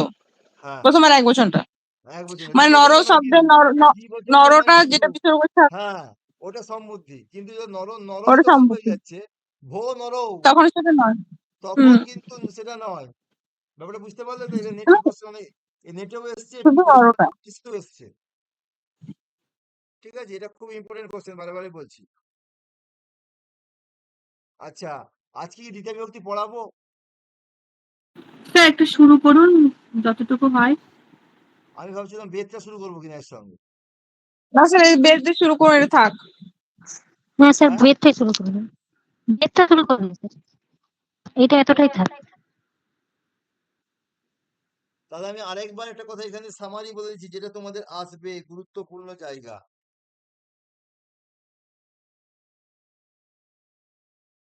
ক্রিয়ান্বয়ী কারকম দুটো পদের মধ্যে কি সম্পর্ক আছে? ওকে, বিভক্তি কয় প্রকার, কারক কয় প্রকার, শব্দ বাক্যে শব্দ বিভক্তির ব্যবহার কয় প্রকার, বাক্যে শব্দ বিভক্তির প্রয়োগ কয় প্রকার, সবগুলোর উদাহরণ দিয়ে দিল, যে কোনটা শব্দযোগে বিভক্তির উদাহরণ, কোনটা বিশেষ অর্থে বিভক্তির উদাহরণ, কোনটা কারকে বিভক্তির উদাহরণ হতে পারে কোশ্চেন। ওকে, আসলে আগে এইটুকুটুকু অংশ পড়িয়ে তার উপরে অনেক অনেক কোশ্চেন দিতাম, ফলে ছেলেমেয়েরা অনেক স্ট্রং হতে পারতো, একদম কংক্রিট পড়ানো হতো। এখন তো উপায় নেই, কি করবো আমি, আমার তো হাতে হাত পা বাঁধা। তবুও অনেকটা অংশই কিন্তু আমি অল্প অল্প পড়িয়ে কোশ্চেন দিয়েছি আমি। আচ্ছা, কর্তৃকারকের এখানে নিশ্চয়ই বুঝতে পারলে যে কর্মবাচ্যে কর্তৃবাচ্যের কর্তাকে কি বলা হয়? উক্ত কর্তা। কর্মবাচ্যের কর্তাকে বলা হচ্ছে অনুক্ত কর্তা।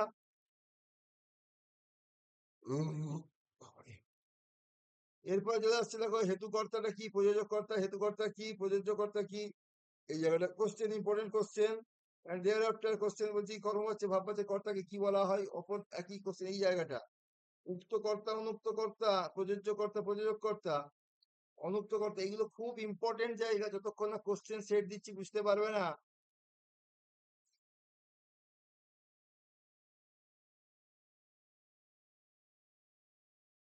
আচ্ছা, আচ্ছা, কর্তৃবাচ্যের কর্তা, কর্মবাচ্যের কর্তা প্রথম বিভক্তি লাভ করে কোন সূত্র বলে? Very very very very very very important, বারে বারে বলছি। সম্বোধনের চ এখানে গেল। আচ্ছা, কচ্চিৎ নিপাতনা ভিধানাম, এর মধ্যে ইতি অব্যয় যোগে প্রথমা বা এটার চেয়ে বেশি এই উদাহরণ, এই সত্যম বক্তুম সত্যম আর বীজ গাছ, বীজ বৃক্ষ উদাহরণ খুব ভালোভাবে ইম্পর্টেন্ট করে রাখবে। নাম শব্দ যোগে, নাম অব্যয় যোগে প্রথমা হয় না, এটা মাথায় রাখবে। আচ্ছা, যেটা আমাদের ইয়ে বললো, পুষ্পা বললো, যেটা দ্রোণবৃহি, এখানে কি অর্থ প্রয়োগ হয়েছে? পরিমাণ অর্থ, এটা মনে রাখবে। ঠিক আছে, তর্তটিত টম, এরকম একটা উদাহরণ দিয়ে যদি কিছু আসবে, কি অর্থে? লিঙ্গ বোঝানোর অর্থে এটা হচ্ছে। ঠিক আছে, এটা মনে রাখবে। এটা তো সেই একই জিনিস, একই জায়গায় যাচ্ছে। আর সম্বোধনে প্রথমা হয়, আর সম্বোধনে প্রথমার এক বচনের পদকে কি বলা হচ্ছে? সম্বুদ্ধি। এই জায়গা মাথায় রাখবে। কোশ্চেন গুলো কি কি হয় দেখিয়ে দিলাম, বলে দিলাম। এখন কবে এটা আমি লোড করতে পারবো এতে বুঝতে পারছি না, কারণ আমি সত্যি কথা বলতে লোডিং মোডিং করতে আমি পারি না। এগুলো কিভাবে করতে হয়, সে যতক্ষণ না পরমানন্দ আসছে ততক্ষণ করতে পারবো না। এখন তারও পরীক্ষা, তাকে আমি প্রেসার দিয়ে বলতে পারি না কোনো কিছু আসছে।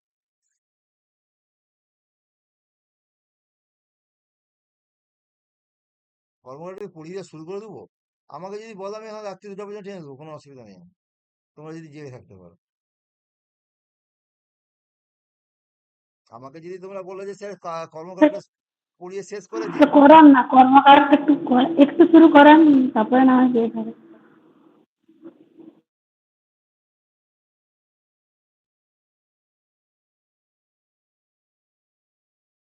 দেখো একটা কথা বলে দিচ্ছি এখানে, আমি আমি আমার এখানে ব্যাচে আমি জানি একজনের খুব ছোট্ট একদম 8 মাসের একটি শিশু আছে, এরকম 2-3 জন কেস আছে, ছোট ছোট শিশু আছে। কয়েকজন শারীরিকভাবে বিভিন্ন প্রতিকূল অবস্থার মধ্যে আছে, বাকিদের কিন্তু সেরকম প্রতিকূল অবস্থা নেই। আমি কিন্তু এরপরে যে ক্লাসগুলো পরীক্ষাগুলো নেব, তার কোশ্চেনগুলো আলোচনা করব, সেখানে কিন্তু ক্লাসের টাইম কিন্তু অনেক লং থাকবে, প্রায় 2 থেকে 2.5 ঘন্টা করে নেবো আমি কিন্তু বলে দিচ্ছি।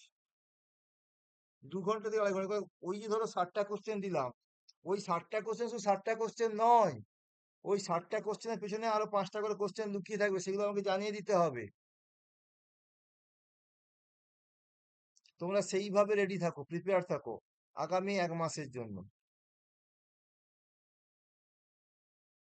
হ্যাঁ, আরেকটা কথা বলে দিচ্ছি, আমি কিন্তু আজকে বা কালকের মধ্যে আরেকটি নতুন টেলিগ্রাম দেবো, কি বলে ওই লিংক দেবো, ওই লিঙ্কে জয়েন হবে। আমি এই সমস্ত জিনিস আর আমি ইউটিউবে ছাড়বো না বাবু। লোক দমে দেখছি মানে যারা যারা অ্যাকচুয়ালি এইসব ব্যাপারে কপি করা মাস্টার, তারা কপি করে যাচ্ছে। আমি কেন দেখো, এই সমস্ত জিনিস প্রত্যেকেই কম বেশি জানে, কিন্তু এই যে কোশ্চেন গুলো আলোচনা করব, এই কোশ্চেন গুলো প্রত্যেকটি মনে রাখবে। একটা কোশ্চেন করতে প্রচন্ড মাথায় প্রেসার পড়ে, আমি সেগুলোকে এই বাজার চলতি মুরগির মতো চলতি ছড়াতে আরম্ভ করবো না। আমি ভুলেও ইউটিউবে দেবো না ওগুলো, দিলেও দেবো পরীক্ষার পরে। আমি তার আগে তো সব টেলিগ্রামে দেবো প্রত্যেকটা। আর আগে যে টেলিগ্রাম গ্রুপটা ছিল, ওখানে কেন করতে পারছি না বলে দিচ্ছি আমি। ওখানে আমার প্রচুর অনেকেই জয়েন হয়ে আছে, যারা কিন্তু এখন আমার বর্তমানে আমার কাছে ক্লাস করে না, অন্য কোথাও ক্লাস করে। আমি কেন সেগুলোকে সবাইকে দিয়ে যাবো? কর্মকারক, কর্ম কাকে বলে? কর্তা ক্রিয়ার দ্বারা যাকে প্রধানভাবে পেতে ইচ্ছা করে তাকে কর্ম বলা হয়, সোজা বাংলায়।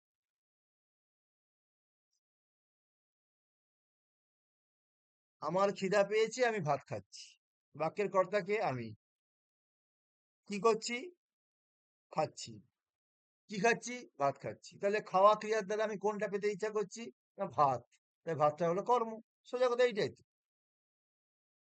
দেখো, বলা হচ্ছে কর্তুর ইষ্টতম কর্ম, যাকে অবলম্বন করে ক্রিয়ার কাজ সম্পন্ন হয়। যাকে অবলম্বন করে ক্রিয়ার কাজ সম্পন্ন হয়, অর্থাৎ কর্তা যা সম্পন্ন করে অথবা কর্তার ইষ্টতম, তাকে কর্মকরা বলে। লাইনটাকে ভাঙো। কর্তুরি ঈপ্সিততম কর্ম, কর্তুর অর্থাৎ কর্তার ঈপ্সিততম যেটা, তাই হলো কর্ম। অর্থাৎ কর্তা তার ক্রিয়ার দ্বারা প্রধানভাবে যাকে পেতে ইচ্ছা করে, তাই কর্মসংজ্ঞা লাভ করে। তোমরা প্রত্যেকেই ওই কারক প্রকরণটা পড়েছিলে মনে করে, এতে ওই গ্রাজুয়েশন লেভেলে। সেখানে কি ছিল? কর্তা তার ক্রিয়ার দ্বারা যাকে প্রধানভাবে পেতে ইচ্ছা করে, সেটাই হলো কর্ম। শিশু চন্দ্রং পশ্যতি, বাক্যের কর্তাকে শিশু, ক্রিয়াপদ কোনটা? পশ্যতি। তাহলে পশ্যতি, শিশু দেখছে, দেখা ক্রিয়ার দ্বারা কাকে পাওয়ার চেষ্টা করছে? চাঁদকে পাওয়ার চেষ্টা করছে। তাহলে চাঁদটা হলো কি? কর্ম। বাক্যে চন্দ্র হলো কর্তা বা শিশুর ঈপ্সিততম, তাই চন্দ্রম কর্মকারক। রামেন ও রাবণ হত, রামের দ্বারা রাবণ হত হয়েছিল। বাক্যের কর্তাকে রাম। এখানে কর্তা, এটা কর্মবাচ্য আছে, তৃতীয় বিভক্তির 1 বচন প্রয়োগ হয়েছে। হতটা হলো কি না, হন ধাতুর সঙ্গে তৎপ্রত্যয় হত হয়েছে। তাহলে রাম হত্যার দ্বারা হত ক্রিয়ার দ্বারা কাকে হত্যা করতে চেয়েছিল? রাবণকে। রাবণ হলো কর্ম। বাক্যে কর্তা রাম, ঈপ্সিততম হলো কে? রাবণ, তাই রাবণ হলো কর্মকারক। পুত্র মাতু স্মরতি, পুত্র মাতা, এই বাক্যে কর্তা পুত্রের ঈপ্সিততম মা, তাই মাতু কর্মকারক। কিন্তু এখানে বিভক্তিটা আলাদা হয়েছে, সেটা অন্য সূত্র পরে পড়বো। যখন আমরা ষষ্ঠী বিভক্তি পড়বো তখন জানবো। যাকে স্মরণ করা হয় সেখানে কিভাবে কিভাবে সেটা ষষ্ঠী বিভক্তি লাভ হয় সেটা জানবো। তাহলে কর্মের প্রথম সংজ্ঞা কি? প্রথম সংজ্ঞা হলো কর্তুরী ঈপ্সিততম কর্ম, কর্তা, বাক্যের কর্তা ক্রিয়ার দ্বারা যাকে প্রধানভাবে পেতে চায়, সেটা হলো কর্ম। কর্মের 3টে সূত্র আছে। কর্তৃত্বতম কর্ম, তথাযুক্তম চানিপ্সিতম, আর একটা হলো অকথিতঞ্চ। এবার দেখো, এখানে কয়েকটা কথা বলেছি, এই কথাগুলো একটু না বললেই নয়, কিন্তু না বললেও চলবে, কিন্তু বলে দিচ্ছি একটু একটু ভাবে। এগুলো গ্র্যাজুয়েশন লেভেলে কাজে লাগবে। কর্তু কি মাসের সং বদনাতি কর্মণি ঈপ্সিততম মাসাহ নাতু ওয়া কর্তু। দীক্ষিত দীক্ষিত বাক্য এটা। কর্তু কিম মানে এই যে এখানে কর্তু কথাটা কেন প্রয়োগ করা হয়েছে তিনি বলছেন এখানে। কর্তু কিম মাসের সং বদনাতি কর্মণ ঈপ্সিতা মাস নতু কর্তু। কর্তুরই ঈপ্সিততম কর্ম সূত্রে কর্তু এই পদটি কি অপরিহার্য? হ্যাঁ, অপরিহার্য। কারণ কর্তু এই পদ না থাকলে যে কোনো কারকের ঈপ্সিততমই কর্ম হতো। একটা বাক্যের মধ্যে কি শুধু কর্তৃকারক থাকে? আরো অনেক থাকতে পারে। কর্তা, কর্ম, করণ, সম্পাদন, অপাদান অনেক কিছু থাকতে পারে। কিন্তু এই যে কর্তুরই ঈপ্সিততম কর্ম, এখানে বলা হচ্ছে যে কর্তার যেটা ঈপ্সিততম তাই হলো কর্ম। অধিকরণের যেটা ঈশ্বরতম বা কর্মের যেটা ঈশ্বরতম বা সম্প্রদায়ের যেটা ঈশ্বরতম, যদি এরকম সিচুয়েশন আসে সেগুলো কর্ম নয়। বাক্যের মধ্যে কর্তার যেটা ঈপ্সিততম সেটাই কর্ম, অন্যটা নয়। দেখো এবার উদাহরণ দেখো, যেমন মাসেসু অশ্বং বদনাতি, মাসেসু অশ্বং বদনাতি, এই উদাহরণ বন্ধন কর্তার ঈশ্বরতম হলো অশ্ব। মাস বা অশ্বের অর্থাৎ কর্মের ঈশ্বরতম, ওজন ক্রিয়ার ব্যাপারে অশ্ব কর্তা, মাস কর্ম। কিন্তু বন্ধন ক্রিয়ার ব্যাপারে অশ্ব কর্তার ঈশ্বরতম। এখানে মাস এবং অশ্ব উভয় কর্ম হয়ে যাচ্ছে, কিন্তু তা হতে পারে না। এই অনির্দিষ্ট সূত্রের কর্তৃপক্ষে প্রয়োজন, এতে অশ্বের কর্মত্ব নিশ্চিত হলো। তোমরা নিশ্চয়ই এটা বুঝতে পারোনি। আগে এর ভিতরে স্টোরিটা তোমাকে বলতে হবে, তুমি বুঝতে পারবে না। আমার স্বর্গীয় শিক্ষক আশিস ভট্টাচার্য মহাশয় এই স্টোরিটা খুব সুন্দরভাবে বুঝিয়ে দিতেন আমাদেরকে। স্বর্গীয় আশিস ভট্টাচার্য মেদিনীপুর কলেজের এইচওডি ছিলেন সংস্কৃতে। আমরা তাদের টিউশনই পড়তাম, উনি খুব সুন্দরভাবে কথা বুঝিয়ে দিতেন। ধরো আমি একজন টাঙাওয়ালা, টাঙাওয়ালা বুঝতে পারছো, মানে যার ঘোড়ার গাড়ি থাকে, টাঙা থাকে। এখন আমার বেশি সেল নেই,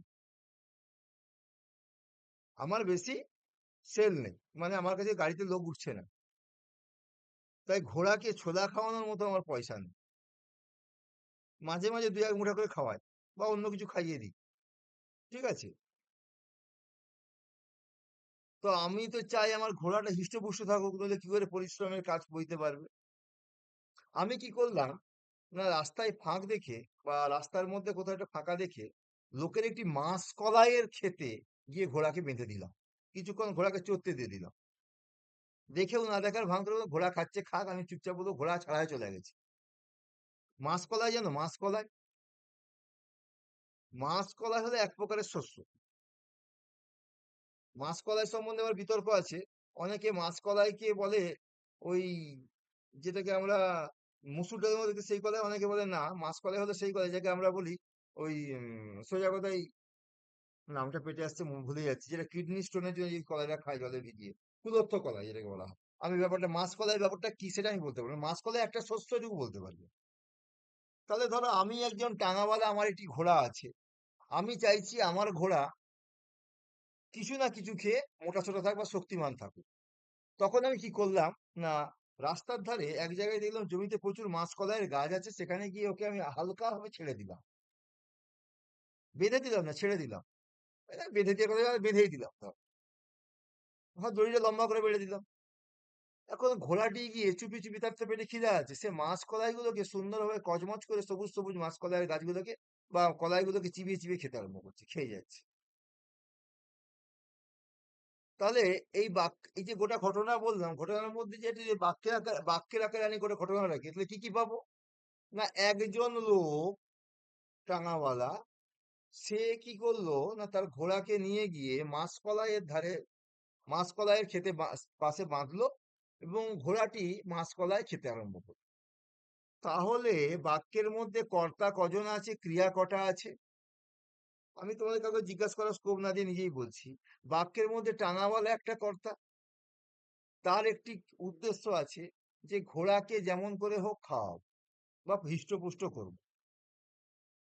আর ঘোড়া একটি কর্তা আছে, কেন না, ঘোড়া যদিও কর্ম, কিন্তু এখানে আমি বলছি ঘোড়া একটা স্বতন্ত্র সংক্ষিপ্তভাবে একটা কথা, কেন ঘোড়া মাছ কলাই খাচ্ছে, তাহলে ঘোড়া একটা যে প্রাণী, সেও কিন্তু খাচ্ছে, কি খাচ্ছে? মাছ কলাই খাচ্ছে। তাহলে বাক্যের প্রধান কর্তা কে? না টাঙাওয়ালা। ঘোড়াটি কার? টাঙাওয়ালা। টাঙাওয়ালা কি চাইছে? না ঘোড়াকে যেমন করে হোক হৃষ্টপুষ্ট করতে। তাই জন্য সে চুপিসারে গিয়ে মাসকলাইয়ের খেতে গিয়ে ঘোড়াকে বাঁধলো। এবার ঘোড়া সেখানে গিয়ে কি করছে? না তার ধর্ম, একজন পশুর যা ধর্ম, একটা পশুর যা ধর্ম, সে পশুর ধর্ম যে সে মাসকলাই খেয়ে যাচ্ছে। তাহলে এখানে তো ইষ্টতম দুটোই হতে পারতো। দেখো এইবার তুমি বুঝতে পারো গোটা লাইনটি যদি পড়ায়, কর্তুরী ইষ্টতম কর্ম সূত্রে কর্তৃপদটি কি অপরিহার্য? হ্যাঁ অপরিহার্য। কারণ কর্তৃপদ না থাকলে যে কোনো কারকের ইষ্টতমই কর্ম হয়। যেমন মাসেসু অশ্বং বদনাতি, মাছ খেতে, বিরাট বড় মাছের ক্ষেত, সপ্তমী বহুবচন প্রয়োগ হয়েছে। অশ্বং ঘোড়াকে, বদনাতি ঘোড়াটিকে বেঁধে দিল। এই উদাহরণে বন্ধনকর্তার ইষ্টতম হলো কে? অশ্ব। মানে বন্ধনকর্তা মানে হলো টাঙাওয়ালা বা ঘোড়ার গাড়ির চালক।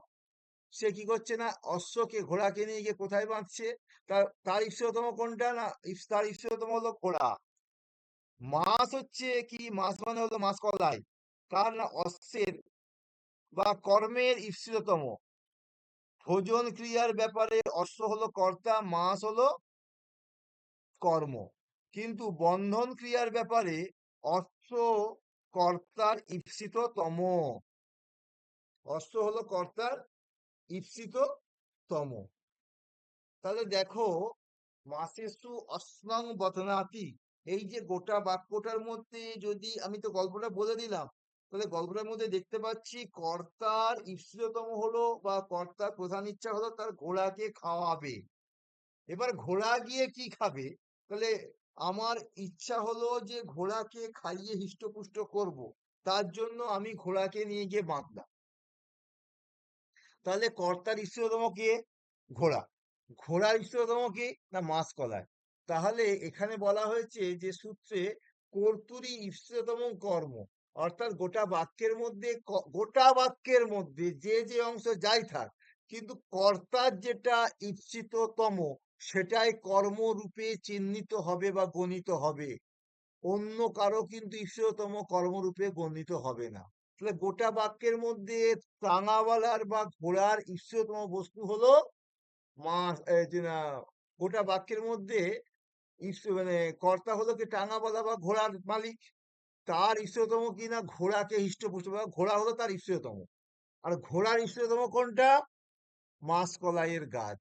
তাই এখানে ঘোড়াটা ঈপ্সিততম কার? না কর্তার। কর্তুরই ঈপ্সিততম কর্ম, তাই কর্তার যেটা ঈপ্সিততম সেটাই কর্মসংজ্ঞা লাভ করলো।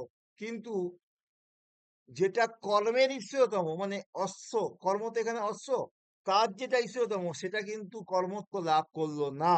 কারো কোনো জিজ্ঞাসা আছে এবারে? তাহলে ওইটা কি হবে?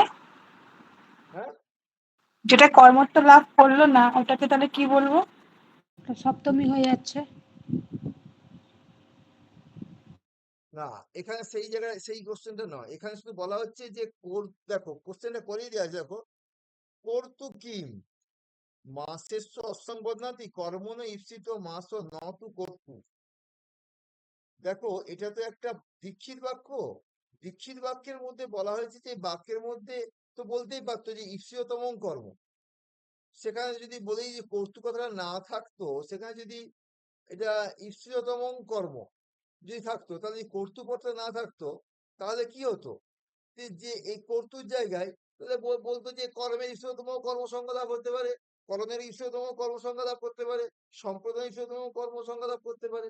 সেটা না বুঝিয়ে এখানে কর্মের সংজ্ঞা বোঝাতে গিয়ে বলা হচ্ছে বাক্যের মধ্যে কর্তার যেটা ঈশ্বরতম সেটাই একমাত্র কর্মসংজ্ঞা লাভ করবে, অন্য নয়। বুঝতে পারলে এবারে কেন ওটা কর্তৃপত্রে আনা হয়েছে? তুমি যেটা কোশ্চেনটা করছো যে যে কর্ম তার যেটা ঈপ্সিত সেটা কি হবে, তুমি এই কোশ্চেনটা করতে চাইছো। এইটা কিন্তু এখানে আলোচ্য বিষয় না। এই দেখো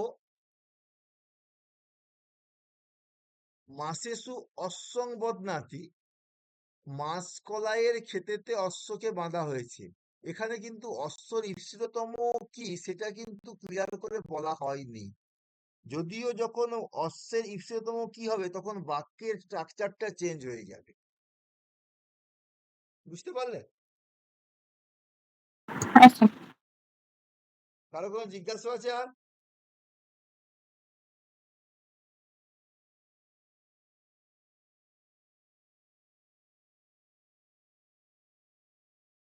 তাহলে আমি একাই এই সূত্রটা শেষ করে দিই কম করে।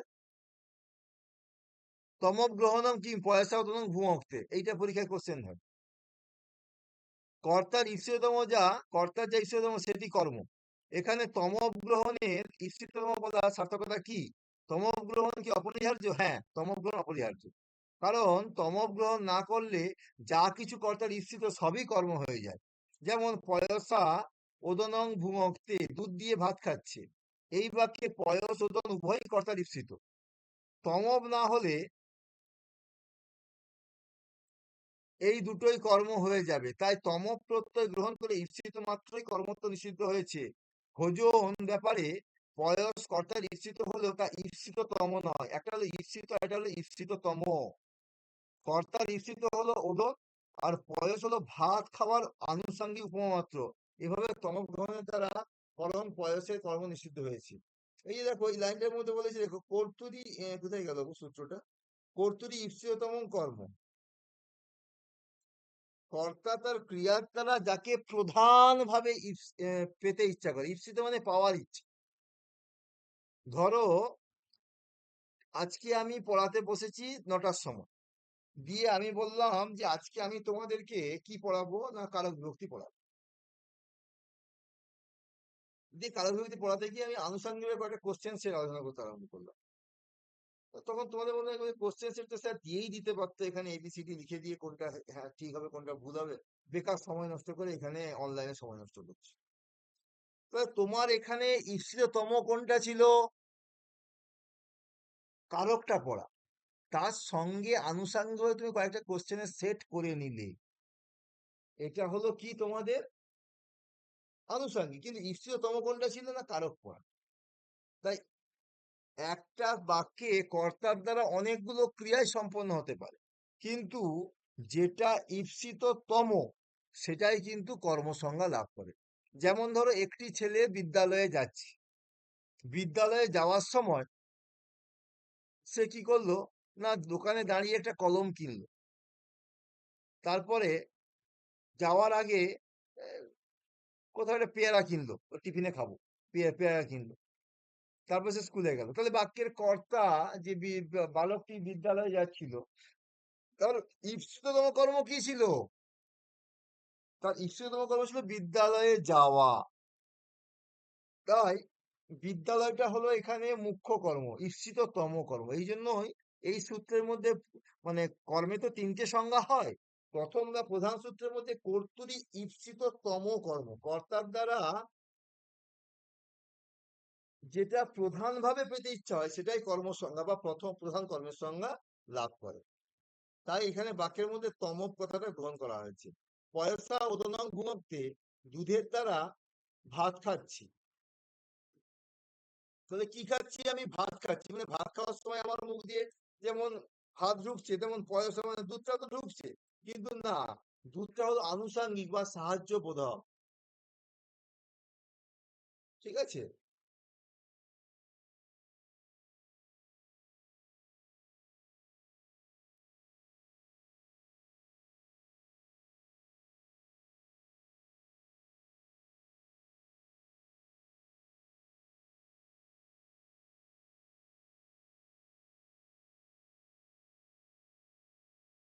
এগুলো একসঙ্গে টানতে হবে, আর করা যাবে না।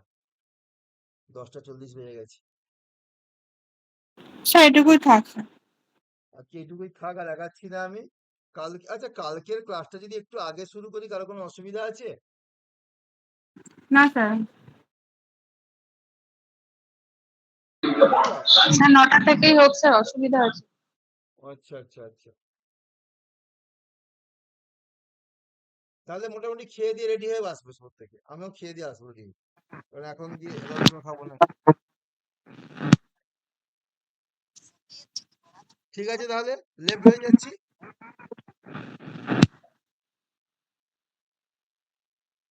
প্রত্যেক দিনই ক্লাস থাকবে 9টার সময় ধরে রাখো, কিন্তু একটা কথা বলে রাখছি, আমি মেসেজ করি না করি রেডি থাকবে, ক্লাস থাকবে 9টার সময়। এখন আপাতত আর উপায় নেই আমার পরীক্ষা হওয়া পর্যন্ত।